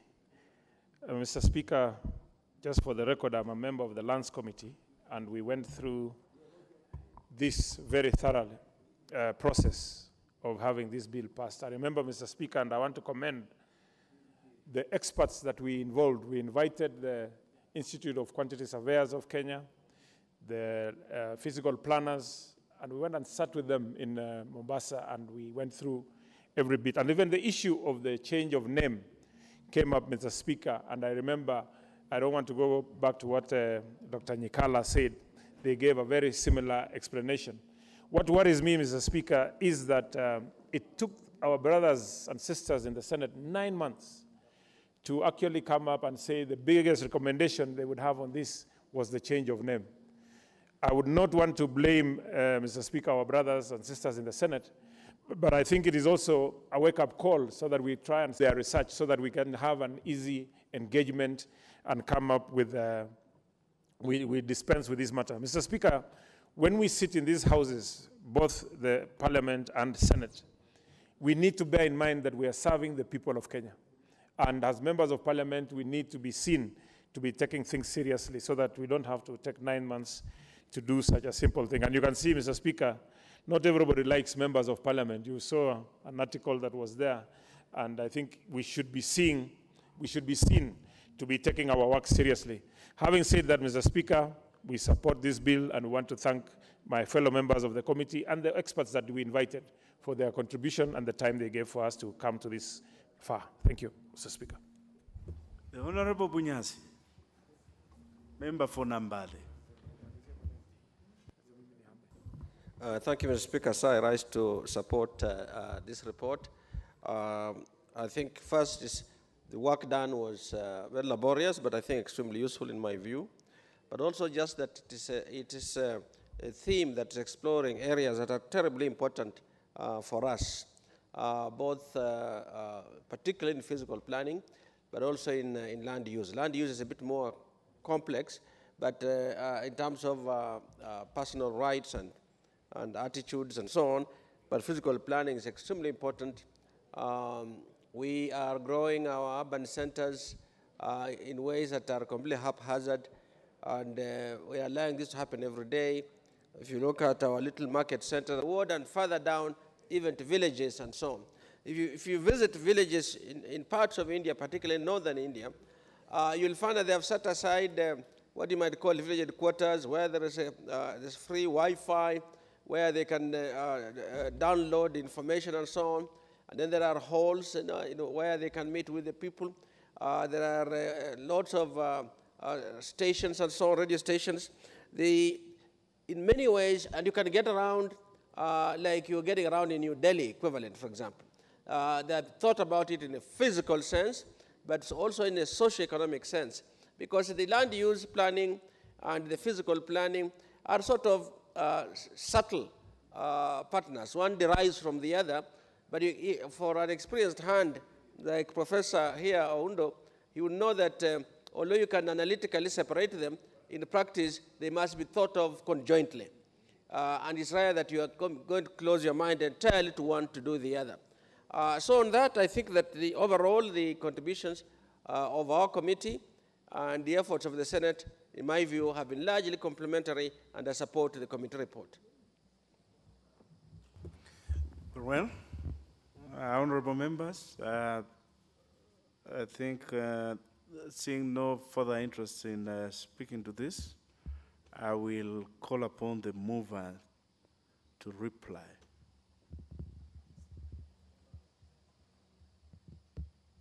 The Honorable Nyamai, do you have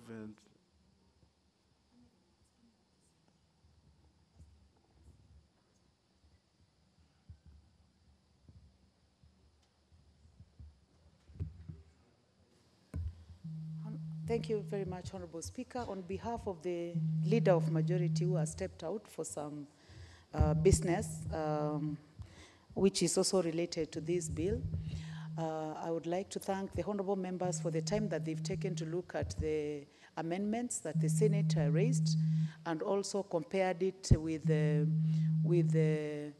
what we agreed on and what we did not agree on. And I would like to thank them so much for participating. This is an extremely important bill. When I was seconding the motion, Honorable Speaker, I said that it is one of the constitutional bills that needed to be passed within 5 years, and it was given an extension of 1 year. So I would like to thank each one of the members that has taken time to debate, and I also look forward to the third or the committee of the whole House, hopefully tomorrow or the next, or actually tomorrow, so that we can go through the specific amendments that were raised, and together as a House we'll be able to pass this law. Two, Honorable Speaker, I am also looking forward to the mediation. I would like to tell the Senate that this is not a competition. We will look at all the amendments together and look at the expertise opinion, and I am sure that we'll be able to come up with a bill, or with a bill that is useful for this country. So with those many remarks, Honorable Speaker, Very well done, Chair of Lands Committee. I think your report has been received quite well by the members of the House, and it speaks for itself, and it's commendable. Honorable members, for obvious reasons, I will defer the necessary actions on this particular business to such other time that it will be set down for consideration by the House. I will therefore direct that we move on to the next business, which is order number 15. Order number 15, motion, report on an inspection visit to the Namanga one-stop border post in Kajiado County.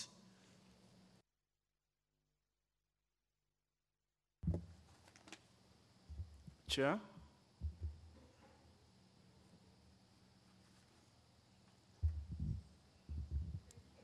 Give her the mic. Give the chair the mic.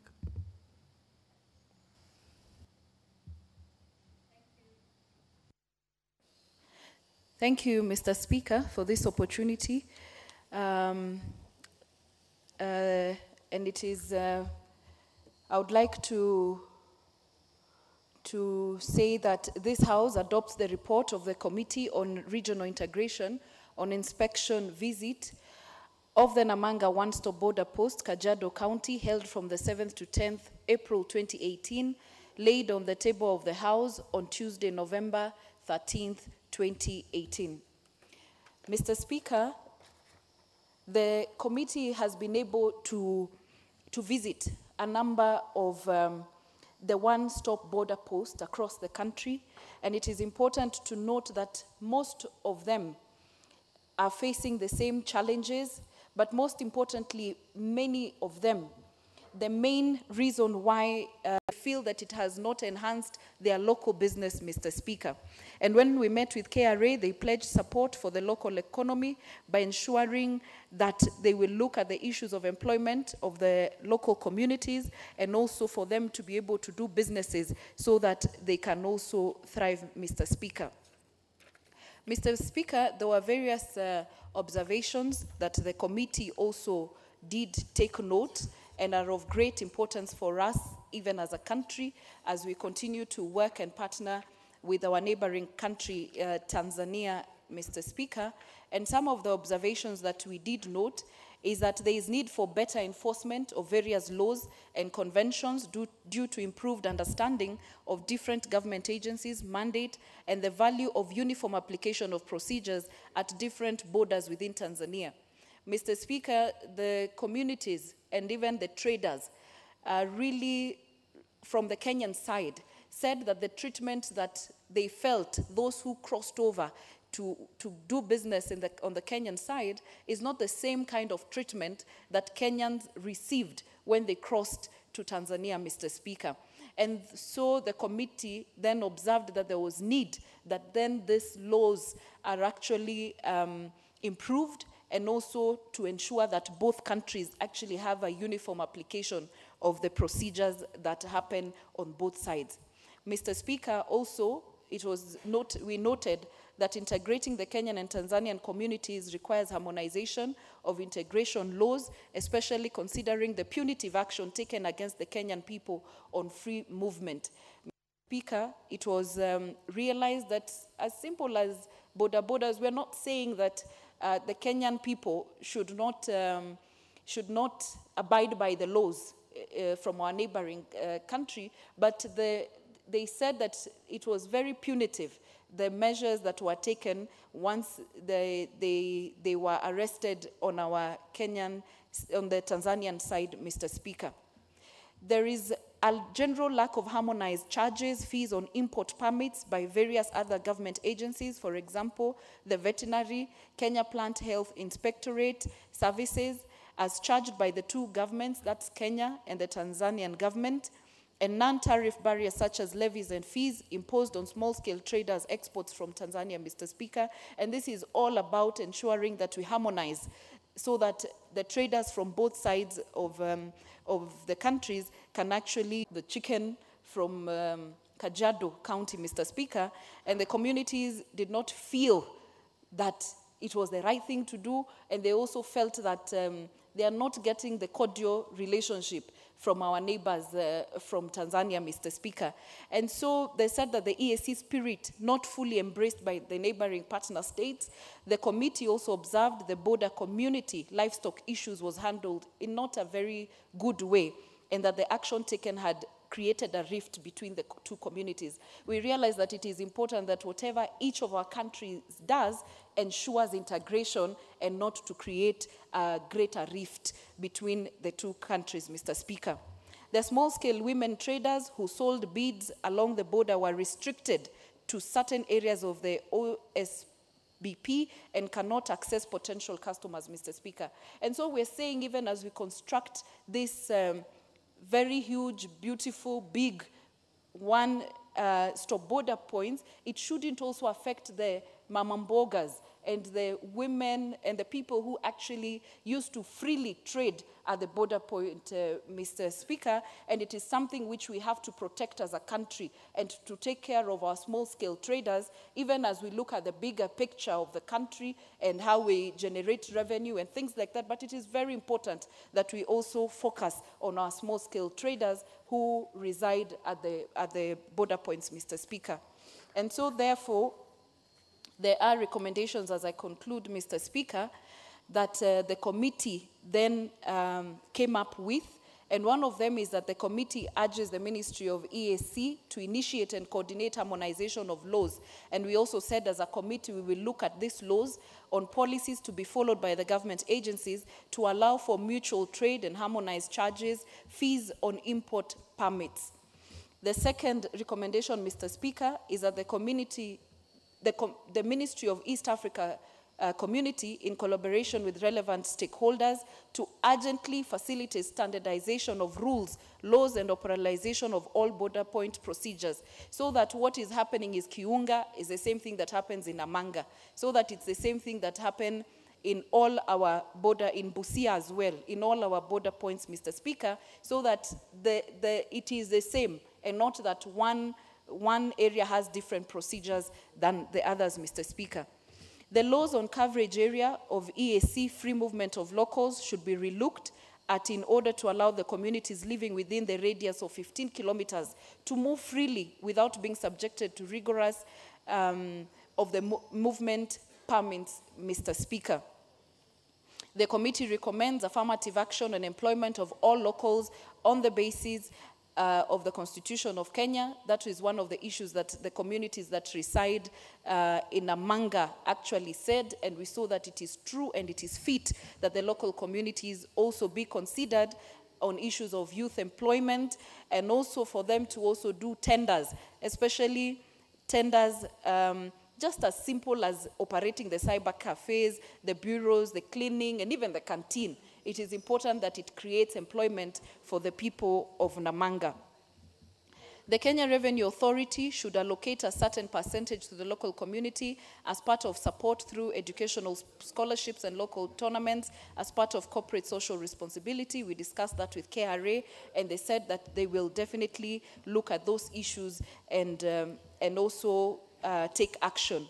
And finally, Mr. Speaker, the last one was to see that the Namanga one-stop border post management allocates the women traders some space inside the one-stop border post facility to enhance their trade, so that also the local traders benefit from this facility and they don't feel like it was one which actually came to destroy their businesses and that they have no space in doing their work, Mr. Speaker. So those were some of the issues that we found when we visited, and also some of the responses that we got from KRA and the recommendations that the committee came about, and also that we have tabled, and we will definitely work to ensure and to follow up to see that the recommendations that were made by the committee have actually been actualized, and they were followed up by the Ministry of EAC and also by KRA, who are the ones who are running the one-stop border point. Thank you, Mr. Speaker. I now call upon the Vice Chair, Rueda, to second. Very well.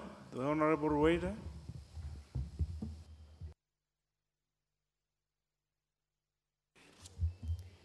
Thank you, Mr. Speaker.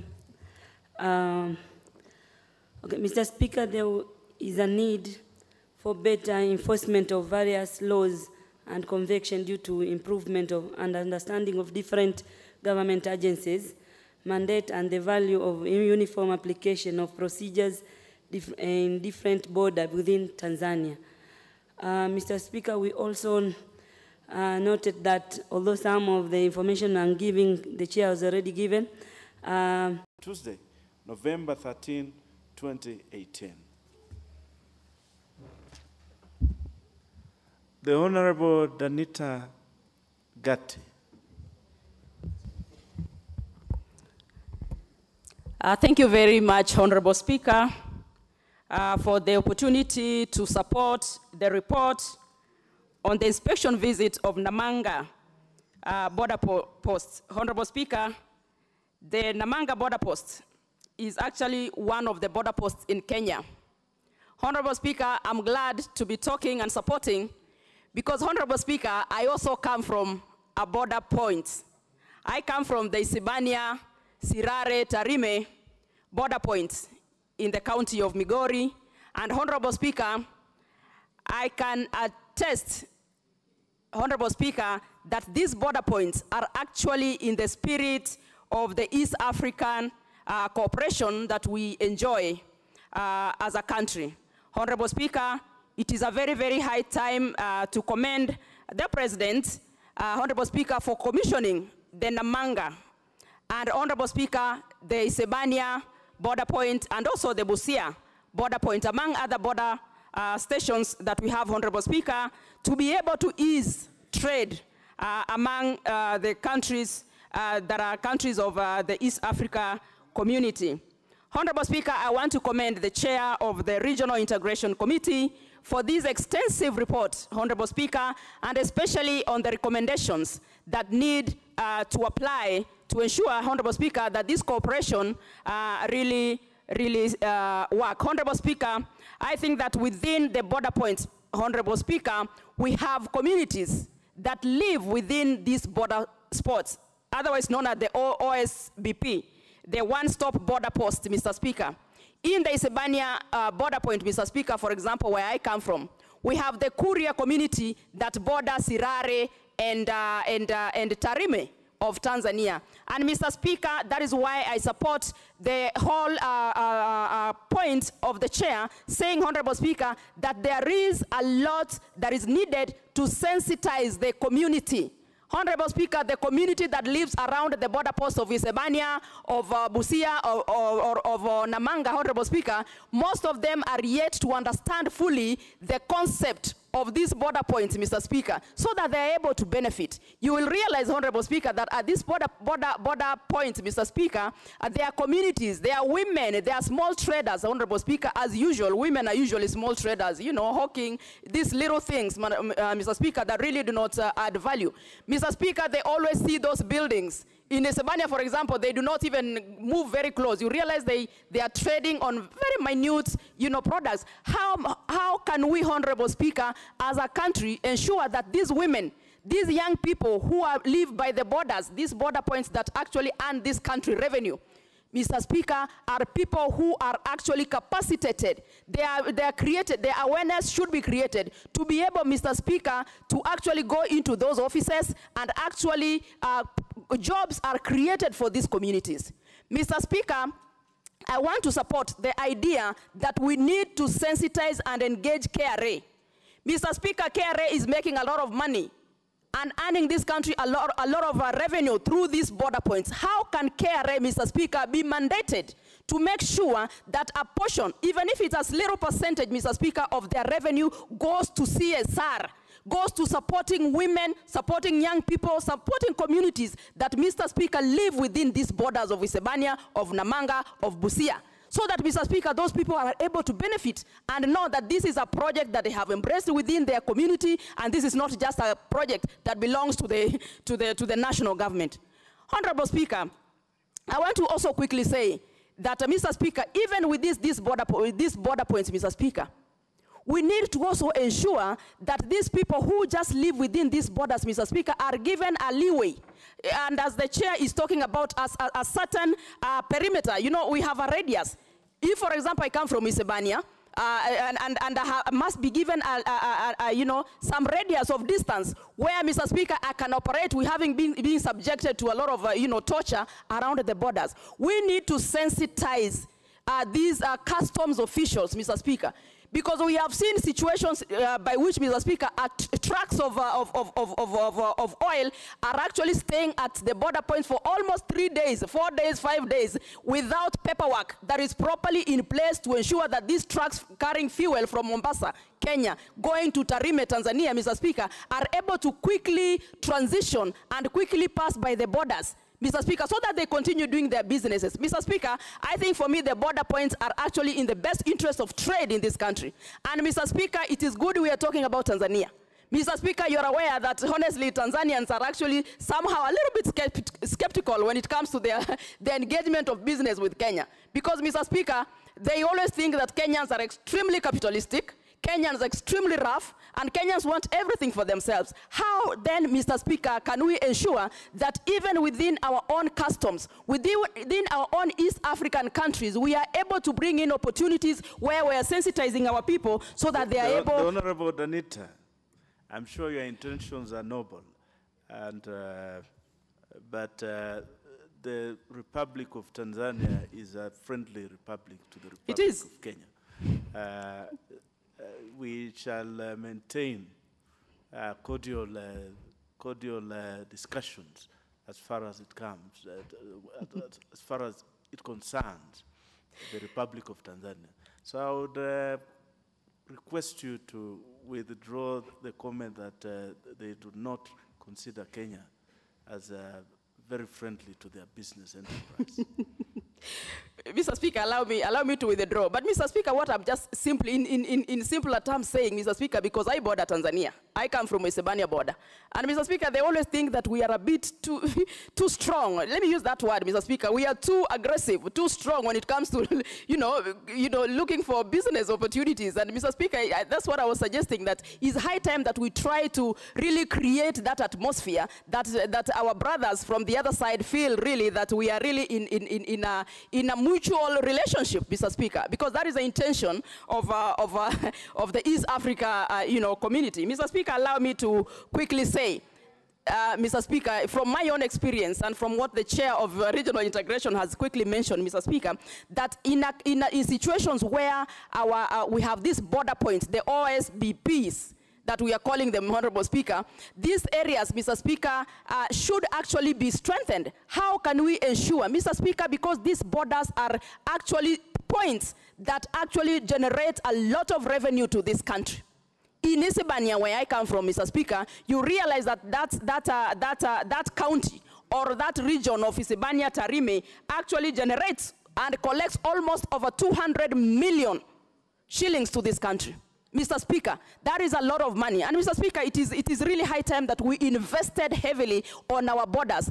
What we have done, Honorable Speaker, as a country is that we have really not, we do not give a lot of emphasis and a lot of attention on borders, Mr. Speaker. Yet these are where goods are coming in. These are where people are coming in to do business in this country. And yet, Mr. Speaker, if you look at the attention that these border points usually require, is really not there.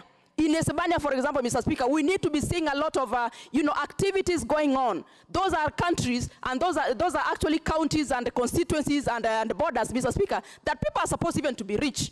Mr. Speaker, we do not have a point of people, yet a lot of money is collected within the borders of this country. And Mr. Speaker, that is why I'm saying, as you are aware, that the World Bank recently actually granted, the border in the county of Migori was granted World Bank 500 million to upgrade their areas into municipalities. Nyonyi Kevin, member for Kwanza. Mr. Speaker, thank you for the opportunity.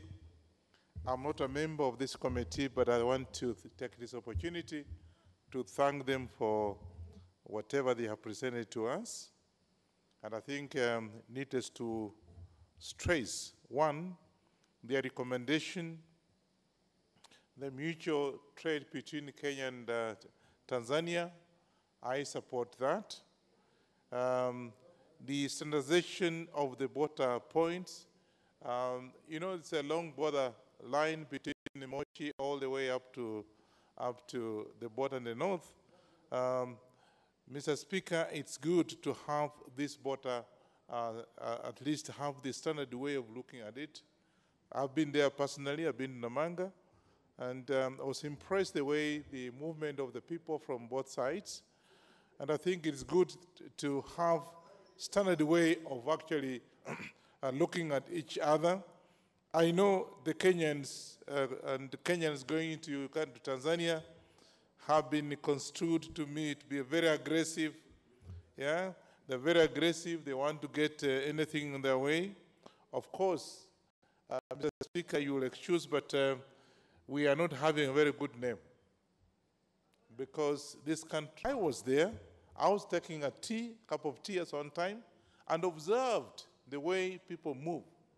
I think, Mr. Speaker, it's a bit embarrassing that our people would rather go and allow these people come in without paying what is supposed to be paid for the benefit of our country. And therefore, I think we'd be getting much more than what we are getting today from the border points. But more especially, I want to agree that Tanzania is a very friendly country. Given the other countries, Tanzania is one of the most friendly countries in the region. We have learned so much from each other, and we should be able to encourage mutual respect for each other, and be able to have most of our goods going to Tanzania fairly treated. I know for sure if you ask somebody that they are sending goods to Tanzania, they're a bit restrictive because they actually are charging some of our exports there.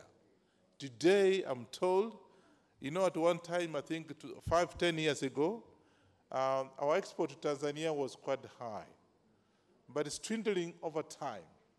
Reason being that I think the charges, the taxes that are imposing on our products are a bit punitive. And therefore, I think the joint committee that the chair later just mentioned should be able to be there in the spirit of brotherhood of the East African community, be able to treat our people fairly, and therefore... From both Kenya and Tanzania, and is supposed to enhance the economic, social, and political integration of East Africa community, which I fully support. It is also commendable that a single custom territory program has been rolled out under this program. The single custom territory is a full attainment of the customs union, which is achieved by the removal of duties and other restrictive regulations between or minimization of the internal border custom controls when it comes to goods and services. And they move from partner states with the ultimate realization of a free circulation of goods. But Mr. Speaker, is that the true position? It's not the true position, Mr. Speaker. And Mr. Speaker, I want to go on record that East Africa Community Common Market, or the East Africa Community, is just only on paper. And Kenya is disadvantaged.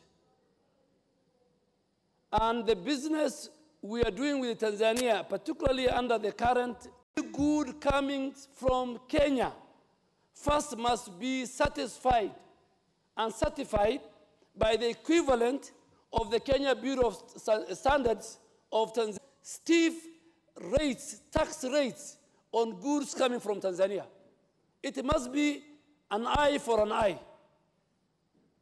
Kenyans working who get jobs in Tanzania are not given work permits. Speaker, you remember our cows crossed to Tanzania. They were auctioned. Our chicken were burnt. No, we are not inferior to Tanzania. That's a government that burnt our chicken. That is a government that auctioned poor farmers from Kajiado County their hard-earned livestock. And the earlier the better, we want to tell the Tanzanian government and our government that we are not in this house to do the business of selling mitumba. We are in this to represent our people. And I want to ask the chair that you do a fact-finding mission. You go to Namanga, you see on the side of Tanzania, the trucks are queuing for more than 5 kilometers. And on the side of Kenya, there is no truck. You'll only find Tanzania empty trucks going back to their country. We must protect our people. We must protect our economy. We are either in the East African Community Common Market through in good faith, or if you want to play games, then the East African Community, just like the Britons are struggling with leaving the European Union, we can call a referendum whether we should be. In fact, we don't even in Kenya, we don't need a referendum. We are a big economy. If you look at the economy of the budget of Tanzania, Rwanda, Burundi, and at times I must speak as a member for Garissa Township. I must speak. And this is a report from a committee. And this is what the story out there. If you talk to Kenya Private Sector Alliance, if you talk to Kenya Association of Manufacturers, if you talk to ordinary business people, if you go to the business that was thriving in Sibania, if you go to Namanga, the business was just thriving in Namanga, businesses are dying. There is unfair practices, Mr. Speaker. And Mr. Speaker, every day I used to look at the order paper to see where I will get an entry. And today when, in fact, I look at the house looked empty, so I was worried that when you propose the question, maybe there will be nobody else to speak, so I had to rush. But Mr. Speaker, Chair, a lady and a member I have a lot of respect for, those who used to say that the pastors are conservative, they have brought this house, Honorable Lesuda, Honorable Sophia, Honorable Sarah. We want Honorable Lesuda to take the lead, save the business community in our country. Let us support our president so that when he goes to the East African Community Heads of State meeting, he says, I cannot move from here, and Tanzanians are everywhere. You know, it's very easy to tell Tanzanian business people from Kenya. So I beg to support, but I challenge the chair that this thing, in fact, somebody should bring a motion to discuss our status, our position, our role, our gains, our failures in being a member or a partner state within the East African Community. I rest my case, I support. Honorable Leader of Majority, you have spoken with a lot of panic, as it were, on this particular subject.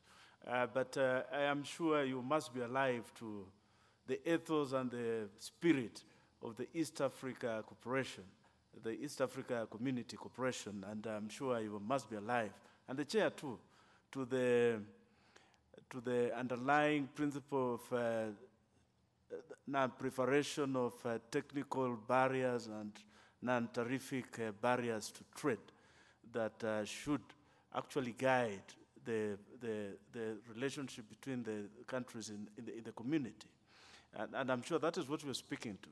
So it is the duty of the committee to look into this so that we can get proper guidance on how to relate with our neighbors in a cordial way and equal treatment and fairness to each other, so that we don't seem to be competing and killing trade and basically being barriers to the widening and deepening of the relationship between these countries, as it were. Very well spoken, leader of majority. Chair, I'm sure you're taking notes. I'll give this opportunity now to the honorable member, Eve Obara, member for Kabondo Kasipul.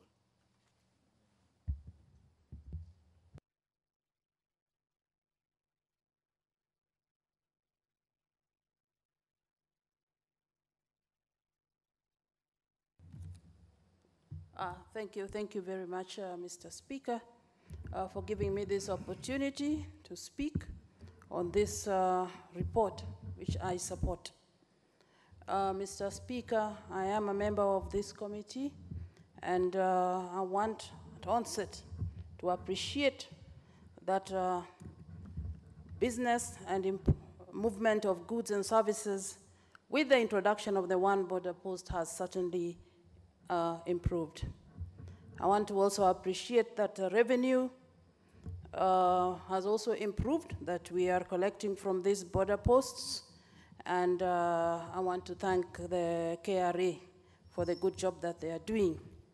Mr. Speaker, I too would not want to pretend that this did not come up in our report about the harsh treatment that our people are getting from our neighbors. And these are the local people at the border. Mr. Speaker, it is not a secret that their treatment is harsh on our Kenyans, on our side. And not only in Namanga, but this also came up in Busia. This also came up in, what is the other? Isbania. The same story on the way our people are treated.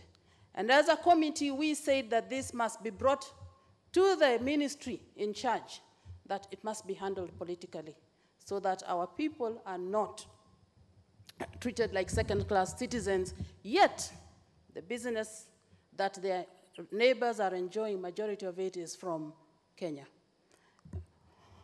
Mr. Speaker, it is true that when we went to Busia and to Namanga,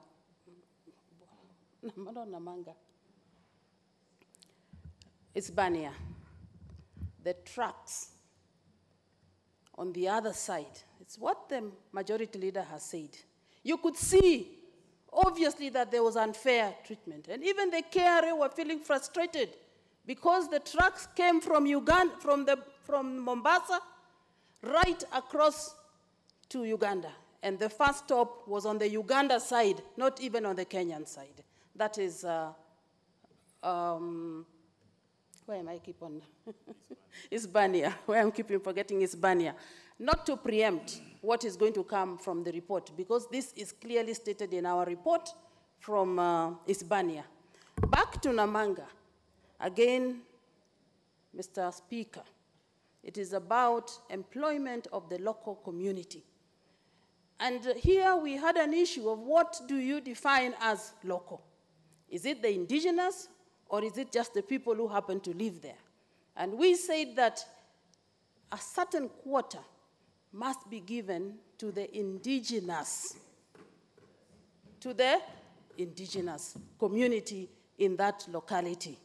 And secondly, on the issues of business opportunities, we said again that certain quotas must be given to the locals so that they are able to also benefit from this one post border point. Mr. Speaker, special emphasis was made on the youth, that are they also going to be considered? And they should be considered for businesses, because there were issues of unfairness when it came to allocating some businesses to the youth.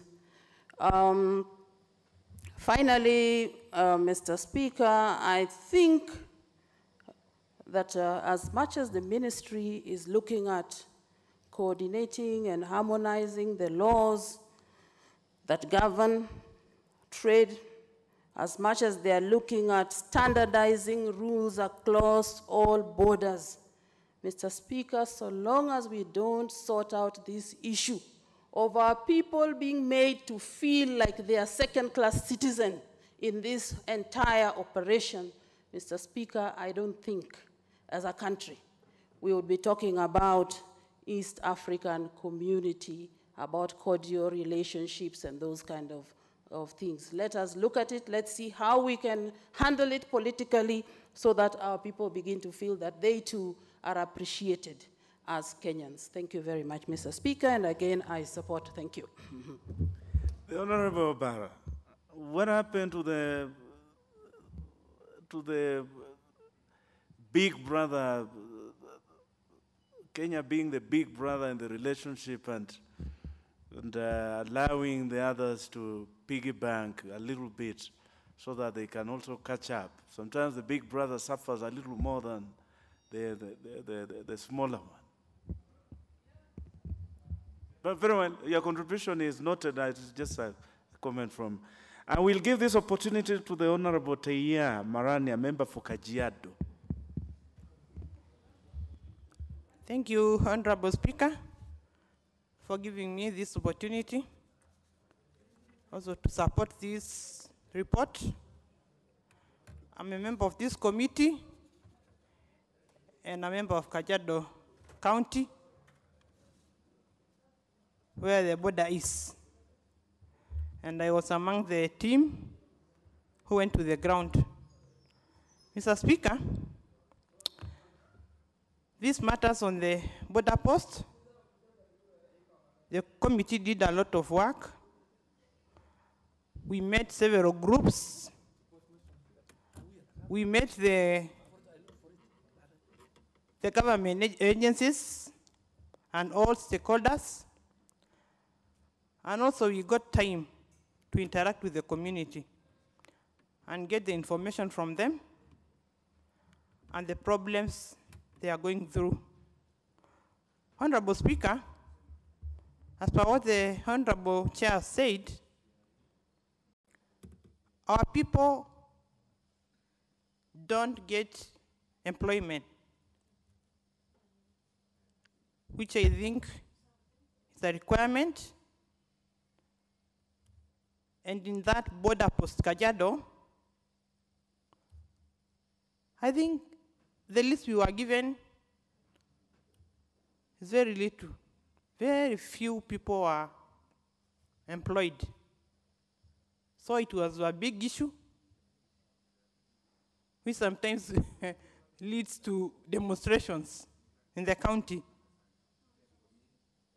Honorable Speaker, coming to local women, in Kajiado, women do beads, and we have tourists. Women are chased away. They don't give any time even to sell their beads. But the committee recommend that the women should have a place to sell their beads, which is part of getting their living. Honorable Speaker, there is lack of harmonization in charges in the import permits. We also try to address that. Honorable Speaker, we also noted that the spirit of ESC is not embraced by the neighboring partner state. The committee observed the handling of the border community livestock issue, which was in Kajiado. They really handled very cruel way, in a cruel way. So, Honorable Speaker, the committee really tried. And for me, I think we have a lot to do in this border post, because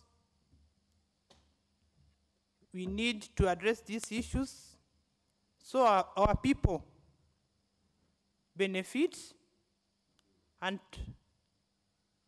not be abused. Honorable Speaker, with those few remarks, I support the report,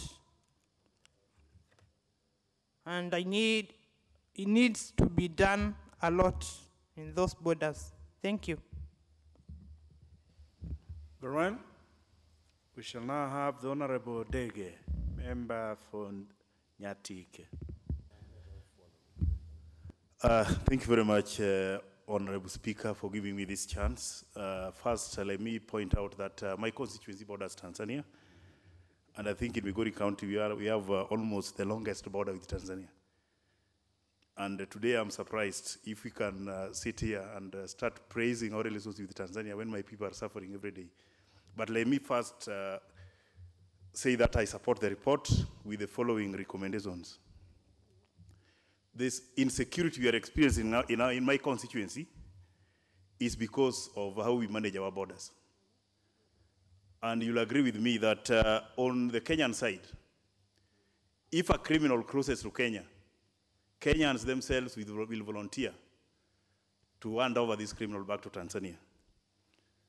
You'll also agree with me, Honorable Speaker, that all criminals from Kenya who crosses to Tanzania, none of them will come back because Tanzanians accommodate them. When we talk of illegal firearms in our constituency and in Migori County at large, my sister Denita Gatti will attest to this. All the insecurity firearms in Migori County are all coming from Tanzania. So as we are talking about how we are going to manage our borders and make business easier, we should also be very much concerned about the security, which we are currently seeing being compromised on the way we manage our borders. When you talk about the business, the way the majority leader was trying to put it, when you weigh the business we are from our neighboring countries, we need to review ourselves and say, if we are opening the borders, are we going to compete favorably so that our country's economy can also gain? On what has been pointed out by my colleague here on our relationship with our neighbors, you'll also agree with me. In January, I drove my cattle to say that we want to be one in this community. We have to appeal to our neighbors. They first must accept us, is when we are also going to accept them. But currently, when you look at the business opportunities in this country, whether employment or what, our country is faring very poorly, and we have to be competitive as a country to gain out of this marriage which we are trying to come up with. Otherwise, I support the report. Thank you, Honorable Speaker. The Honorable Odwol Adhiambo. Thank you, Mr. Speaker, for the opportunity to speak on this report. And Mr. Speaker, I would like to support the report, particularly, Mr. Speaker, because the report is speaking on issues that are very, very critical when we are dealing with border points, issues that look into how we standardize rules and procedures and ensure that at the point where we have the interests of citizens or public from different nationalities, they are handled well. We are dealing with issues of security, where we would want to ensure, Mr. Speaker, as has been indicated in this report, that as much as possible there is sufficient security, not only for all those persons who are moving and seeking to engage in trade or to really just go on with their business. We are speaking of issues where we would want to see that the indigenous or local people who are in those areas feel that they are accommodated and their interests are taken care of. I, therefore, as I support this report, Mr. Speaker, wanted in particular to flag out the issue that I noticed on treatment of women traders. As I looked at the report, Mr. Speaker, I have seen that there is a recommendation from the committee, which is very good, that would ensure that those that are in charge of coordinating harmonization of laws and policies, in particular looking at the government agencies, that they would want to go beyond the idea of just having a designated area. And I support in particular, Mr. Speaker, because we can see that part of the main interest of ensuring that we have this one-stop border post was to support economic activities, treatment of Kenyan nationals that doesn't seem to be working well when we look at the regulations.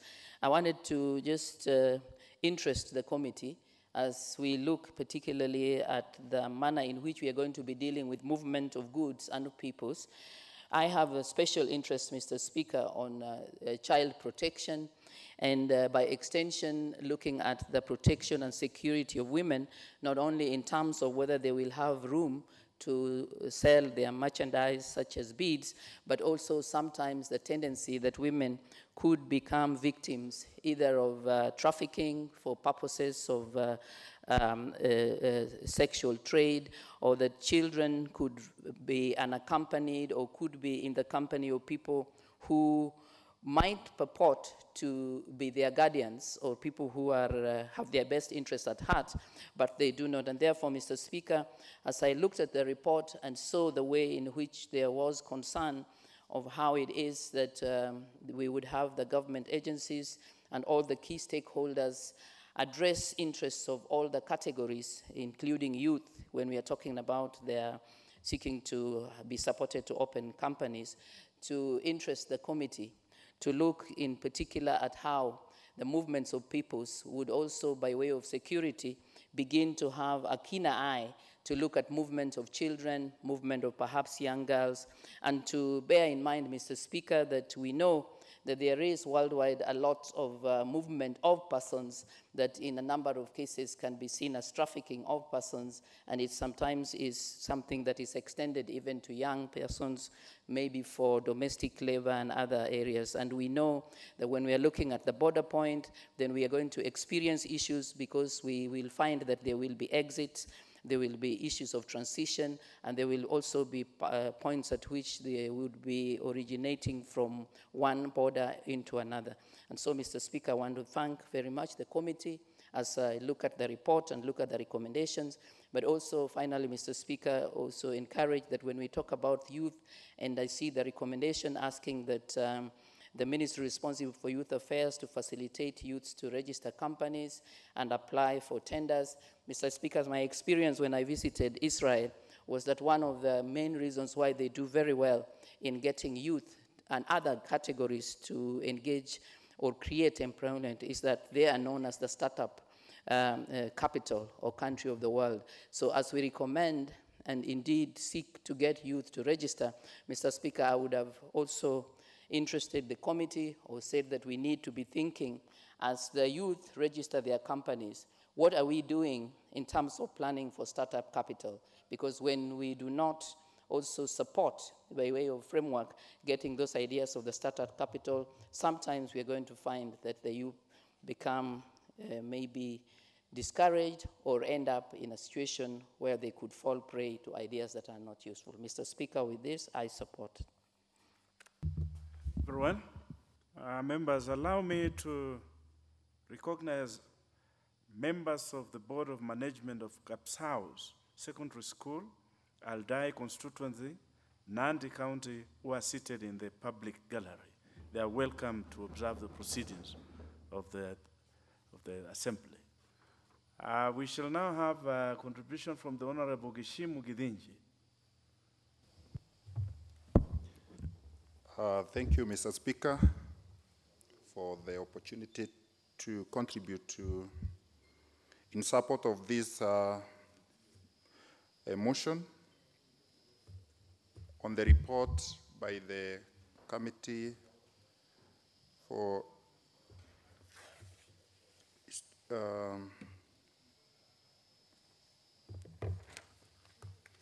Regional Integration. Mr. Speaker, a lot has been said about the employment of the youth and women at the border areas and then border points. But let me touch on something touching on trade. Mr. Speaker, in the course of border points and unguarded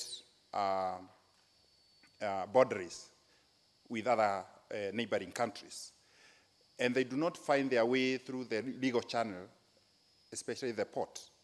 So it would, and I would propose, though the committee has done also a very good job, as they also look into other issues that touch on the border, because that lies within their mandate. It would be proper also in future for them probably to think to engage other committees like the Committee on Trade, so that the issues of trade can also find their way into the recommendation of like a joint committee.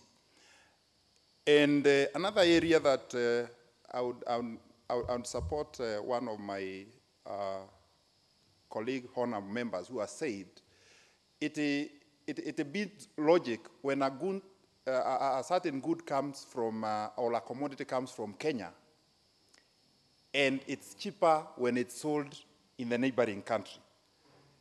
And that is very common in the border of, across the Kajiado border, Namanga border. You find people in Kenya should be reduced so that they can be a proper and balance in trade, so that we don't earn our money or take our money from Kenya and go and make Tanzania or any other neighboring country grow.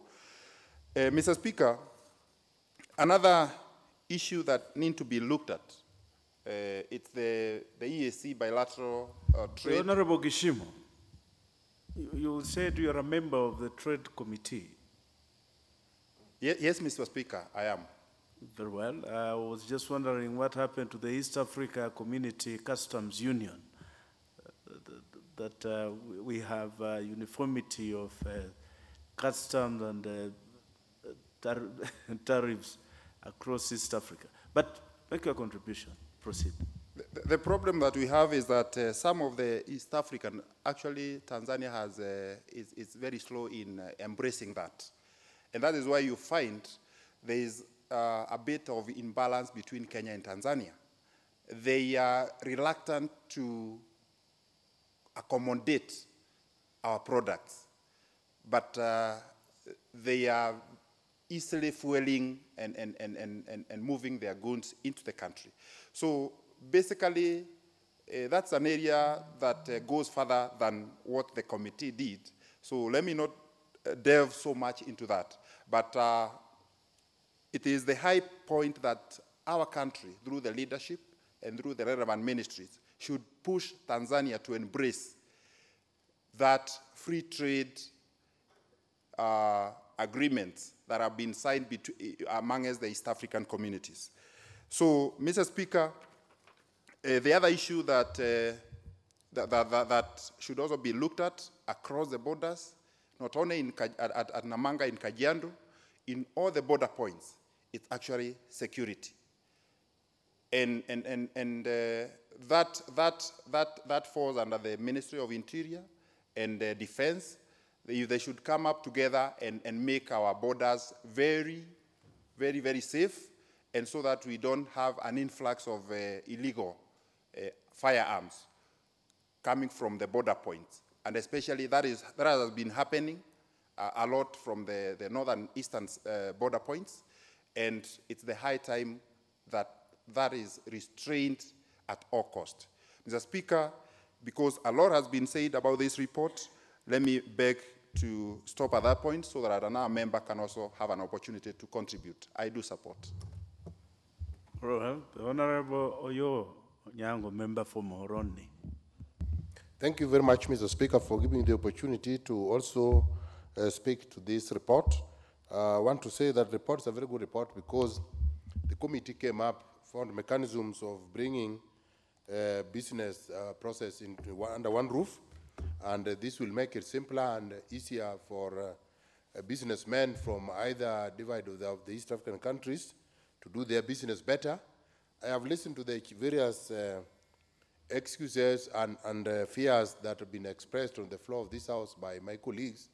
And I want to say that as much as I sympathize with my colleagues who have been denied permits or work permits in Kenya, in Tanzania, and any other countries, I think it is also time for us to learn our lesson and maybe take the bull by the horn.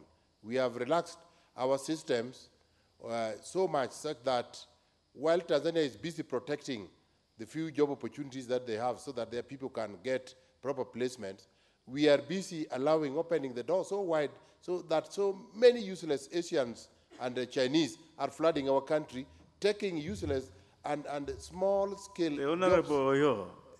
Mr. Speaker, sir. Who are these useless people you are referring to? There can never be useless Mr. Speaker, people. sir, at the time of speaking in this House, there are Chinese traversing the streets more so around Kilimani. The Honorable Koyo. Yes. The Honorable Koyo, you can refer to them as Chinese or whatever nationalities, but they can never be useless. Withdraw that bit, please. We normally would get experts to come and do the jobs that are special. Withdraw the part of useless. That's withdrawn. Very well. Proceed. Yeah. But we would urge the government of this country And more so when the fears are being expressed by people who purport to represent the interests of the government, like my good friend, the leader of majority in this house, then it makes you laugh, because these are the people who should be advising the government to tighten the system such that people who are coming here, who are being given, considered for work permits, are people who really must be here. But when Tanzania does that and we continue crying, and they're busy just safeguarding the few job opportunities for their citizens, and we are opening the door so wide, I am afraid that even the business opportunities, we have several companies like East Africa Breweries would do the same brand that they're doing in Kenya and Tanzania, and you find it much cheaper in Tanzania than in Kenya. So that only calls for us to make adjustments. They may be better, it may be done with a lot of pains, but we must wake up to realities and make sure that there's competition outside there, that we must make our systems flexible so that we can match other people, our communities. Otherwise, we make people fear us for nothing. Otherwise, I want to say that this report was very good, and that those who are in the trade committee must work towards making sure that the common tariff in the customs is brought on board and is done properly. How I wish that we could go back to the East African community that I used to know, when Kenyans would walk freely to Tanzania, do their business, go with their currency, and exchange. Tanzanians would come in with no restrictions. And this has always been hampered by lots of mistrust. Mistrust in the terms that some of us are not patriotic. You know, Kenyans, we are not, Tanzanians, they are very patriotic, such that you hardly hear, even in Tanzania, cases of Al-Shabaab going there, because any stranger that would cross into Tanzania, the Tanzanians themselves would report. But in Kenya here, you find very funny characters coming, and you find even the leadership mixing with them, thinking that, oh, they are the investors, when these are just useless people, people who have no substance who have crossed into the country. So I want to say that the report is good, but we need to open our eyes and make adjustments so that we can match even the requirements of proper business considerations in our neighboring countries. Otherwise, I support Mr. Speaker. Very well, the Honorable Koyo. There can never be useless people. You must take note of that. All these are good people, and all of us are created equal before the eyes of God. The Honorable Dwale Dahir, member for Dadaab. Thank you so much, Mr. Speaker, for giving me an opportunity to contribute to this report. And from the outset, I want to say that I support the report. Our country has a border with several countries. That's Tanzania, Uganda, Ethiopia, and Somalia. And we have gazetted border entry points, which have custom, immigration, security. And one of them is the Namanga border point. And I think the observations that has been captured by the committee members are very valid, and the recommendation thereof. But, Mr. Speaker, I want to also speak about the issues of border in general, because really border points like this and many other places in the country are supposed to enhance trade and economy of the communities, this country and the communities, and to help in contributing to the national revenue. And I want to say that here, while we are talking about issues pertaining to a already functional place, I want to also note that there are places where we have gazetted border entry points which are now closed for close to over 10 years, and which, if we are not careful, we are losing, we are getting illegal entry of goods and so on. I'm referring this to the border points in Mandera, Liboya, and Kiunga, which are gazetted border entry points which have not been functional, and which my colleagues have commented that we are also getting illegal entry of goods and so on, because the border is closed and officially the government is pretending to say that it's closed and nothing is coming in. And I want to say that in terms of border entry points, we need to promote a smooth flow of people and goods, and to monitor what is coming in and to allow people on the border to engage in trade, which is legal, and they contribute to their livelihoods and the economy of this country. And while I note that the issues here are that it's functional, I note that one of the places which has a border point is Garissa County, a place called Liboy, which has been closed for 10 years. Yet, a lot of goods and people move along those points. We don't get any revenue. We don't know even the goods which are coming in, whether they are expired, whether they are also ammunition, whether they are illegal things. And I want to say that while we look at this, we should also, the committee should also look at how they can advise the government to officially open the border points along the Kenya-Somalia border, looking for livelihood and trade. I want to say that if this is not curtailed, we'll end up with a serious migration issue, which can also bring other problems in other parts of the country, because some people will also perceive that people from other places are taking over businesses and trade. We're not saying that that kind of mix-up is not good, but we also want to say that policies of government should encourage Kenyans to also earn their livings and livelihoods, wherever they are, without actually necessarily moving it, because the policies of this country has been very harsh to those border communities in Northeast for now over 10 years, and it has been disastrous in terms of the livelihoods. The poverty index is very high, and this migration is really continuing very seriously, to the extent that we are also getting other people from across the border who are coming to take up the places where we have had this migration. Otherwise, on that note, I want to say that I support the report and its contents. Thank you, Mr. Speaker. Chair to reply. What the committee was able to observe and even the recommendations that the committee made, Mr. Speaker. What has really come out from all the members that have contributed is that there has to be more sensitization by the ministry and the relevant authorities from all the countries to see to it that the communities that live within the borders are sensitized on the OSBP, and also on the whole issue of integration, Mr. Speaker, that there is a lot of gap between the communities on understanding what it means to them, and especially even with the OSBP in terms of how it helps, because it looks like even when we visited Namanga, it is like it was taking away business from them. And to some point, it is true, and it is something that we have to look at, Mr. Speaker. Also, there are many issues that have been touched, but what came out when the majority leader was making his comments was that we really need to relook at our position as a country.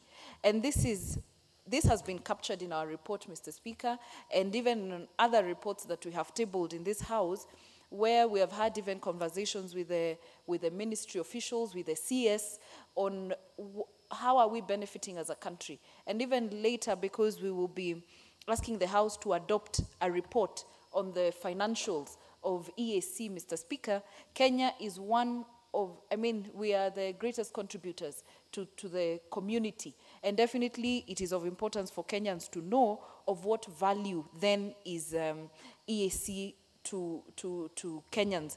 And so it is important, just as he mentioned, that for us to specifically look at that issue and the issues that have been raised about trade, that a member can come up with a motion or even ask questions to the CS, and our committee will definitely take it as a serious issue, and we will interrogate the ministry, and we will also, if it means that we even go out and get more facts out there, and we will table to this House, Mr. Speaker, and we shall undertake that, and so that it can be discussed by the Parliament of Kenya, and we can register our voices on the same issues, Mr. Speaker. I want to give that assurance that as a committee, we are committed to that, and once it comes before the House, then as a committee, we will go further to deal on those specific issues that have been raised on the floor, Mr. Speaker. So without any much further ado, I would just like to say, and even as a committee we have thought about, and it's something that we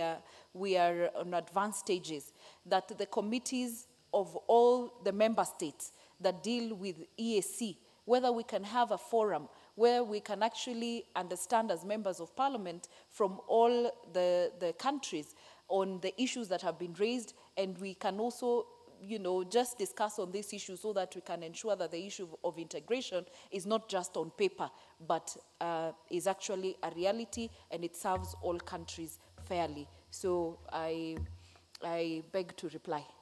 Thank you. Very well. I direct that the necessary motions on this particular motion will be taken when the matter will be set down for consideration again by our House Business Committee. I therefore direct that we move to the next business on our order paper.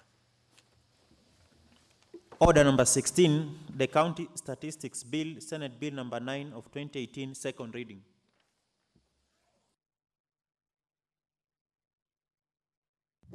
I direct that we defer consideration of this particular order, and we move on to the next order. Order number 17, the Salaries and Remuneration Commission Amendment Bill, Senate Bill number 12 of 2018, second reading.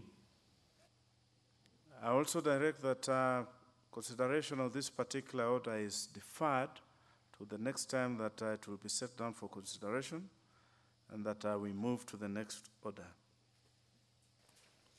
Order number 18, motion, reports on budgetary proposals for the East African Community for financial year 2017-2018 and 2018/2019. Chair.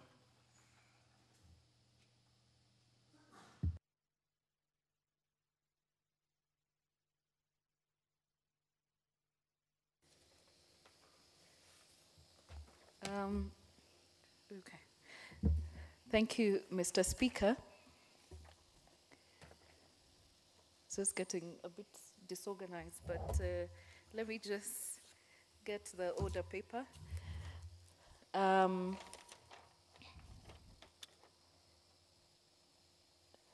Mr. Speaker, I rise and would like to ask that this House notes the report of the Committee on Regional Integration, on the reports of the Committee on General Purpose, on the budgetary proposals for the financial year 2018-2019, and supplementary budget proposals for the financial year 2017-2018 of the East African Community, and the EAC Supplementary Appropriation Bill 2018, and the EAC Appropriation Bill 2018, laid on the House on Tuesday, November 2017, 2018. Mr. Speaker, when the committee considered the reports and the appropriation bills, the committee noted that the development budget for EAC is largely funded by development partners, and that is 84%, and the recurrent budget is largely supported by the member states at 88%. Mr. Speaker, this may present a challenge on the member state in terms of ownership of the EAC integration process and future funding risks in the event of the donor support, if the donor support stops. Mr. Speaker, it was clear that the development budget of the EAC was largely, up to 84%, funded by donors. And Mr. Speaker, and if by any case, and you know we've been seeing what the US President Donald Trump has been doing, withdrawing donor aid to countries, even on major projects. And if by any chance, then the donors pull out, then one is left to wonder how the development of EAC projects are going to run. The member states need to adequately support the development budget of EAC to mitigate against future funding risks and for ownership purposes, Mr. Speaker. Definitely when one puts his or her own money, when a country puts its own money, then definitely there will be ownership of the projects across EAC, Mr. Speaker. This is therefore a legitimate need for additional resources to implement the EAC Customs Union, the Common Market Protocol, and the Monetary Union Protocol, and Political Federation Roadmap. This, we noted as a committee, it is important that the EAC countries put their money into this, the implementation of the four, because then definitely then there will be ownership amongst the member states, Mr. Speaker, and probably we'll even see more commitment by the countries. Mr. Speaker, the committee made the following observations: that the delayed remittances present a risk in funding the 2018-2019 priority areas, such as moving towards a monetary union. This is something that has been on discussion, that has been on the table for a very long time, and where the targets set may not be met. Thus, the issue of partial remittance by the member states needs to be addressed. Further, Mr. Speaker, there is need to institute sanctions on partner states defaulting on their contributions in line with Article 143 of the treaty. Mr. Speaker, there are member states who are delaying in remitting their contributions, while others have never contributed a single shilling to EAC while they are members, and probably even sometimes they are seen to be taking very hard stands while they are not contributing. And what we are saying is that maybe the sanctions have to be implemented so that then the partner states can contribute. Mr. Speaker, establishment of new EAC institutions and additional activities should also be guided and matched by increase in partner states' financial of being a stopgap measure. There are no clear guidelines and procedures for all transactions into and out of the General Reserve account, hence making the account to be abused by making withdrawals for long-term projects, Mr. Speaker. Mr. Speaker, we also observed as a committee that there is need for public finance and budgeting reforms within the EAC, since vital information regarding the budget is scanty.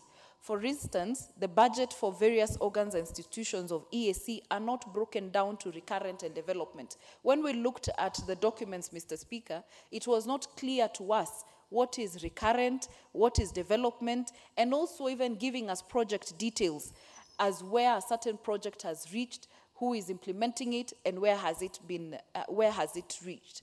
Also, target setting for various activities and budget performance information seems to be missing among other best budgeting practices, just as what we do as a parliament here. We know that the Kenyan parliament has one of the best budgeting practices, Mr. Speaker, and I think it is important that the EAC and even IALA can borrow a leaf from what we do here at the Kenyan parliament. Such reforms, Mr. Speaker, therefore require review of EAC budgeting laws. The IALA needs to review the EAC Budget Act 2008, a recommendation which has also been highlighted in this report, Mr. Speaker. Mr. Speaker, the current system where the partners contribute equally has not been effective, because some states are always in arrears most of the time, Mr. Speaker. And Kenya is one of the countries that actually contribute in time, and also we contribute a high amount. And that is why earlier, even when members raise all the concerns that we are having, it is definitely, it looks unfair that we pay our remittances on time. We actually are the ones who are contributing the highest, and if you read the report, you will see how much we are contributing as a country, Mr. Speaker. And then we come and face when you can hear from the remarks that the members of parliament made today, that then we seem not to be facing a fair treatment. And Mr. Speaker, I was just looking from the report that Kenya has contributed I'll just get the figure shortly, but Kenya is one of the countries that has contributed the highest amount, and we are not in arrears, Mr. Speaker.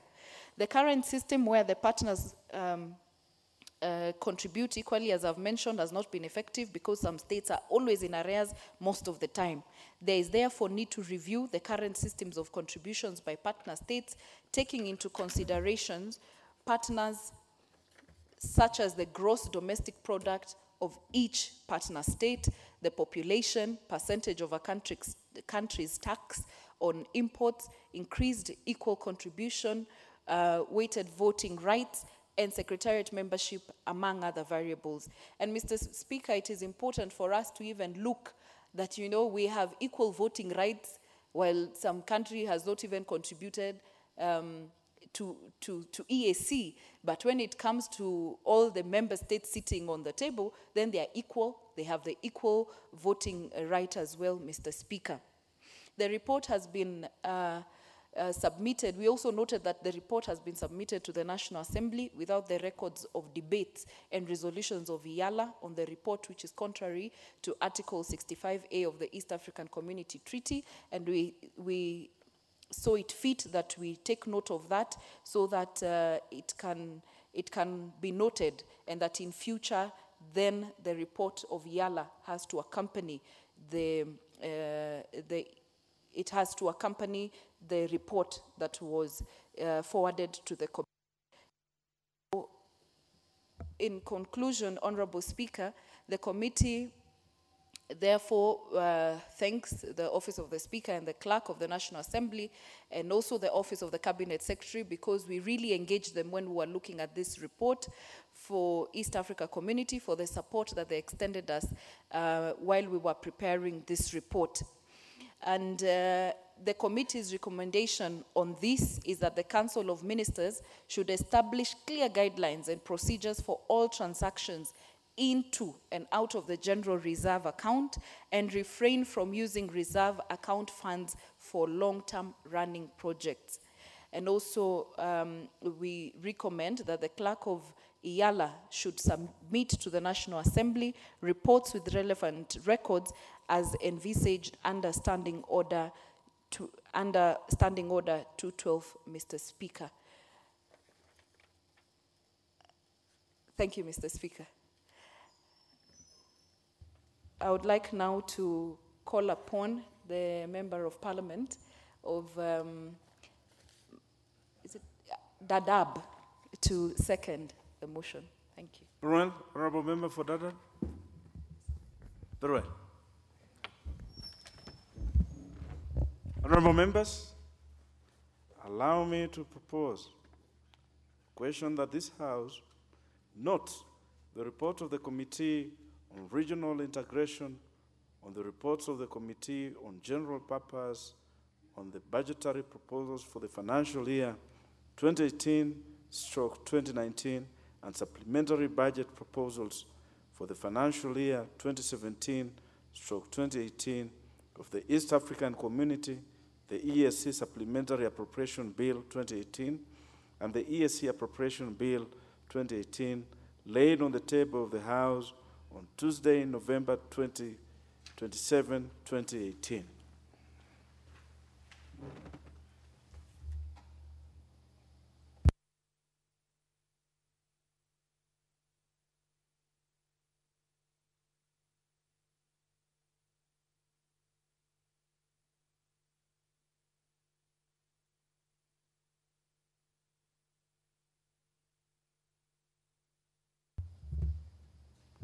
Honourable members, I direct that debate on this order will proceed at such time as it will be set down again by our House Business Committee for consideration by the House.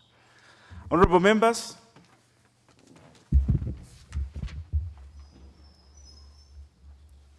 the time being 6:58 p.m., this House stands adjourned till Wednesday, March 27th, 2019 at 9:30 a.m.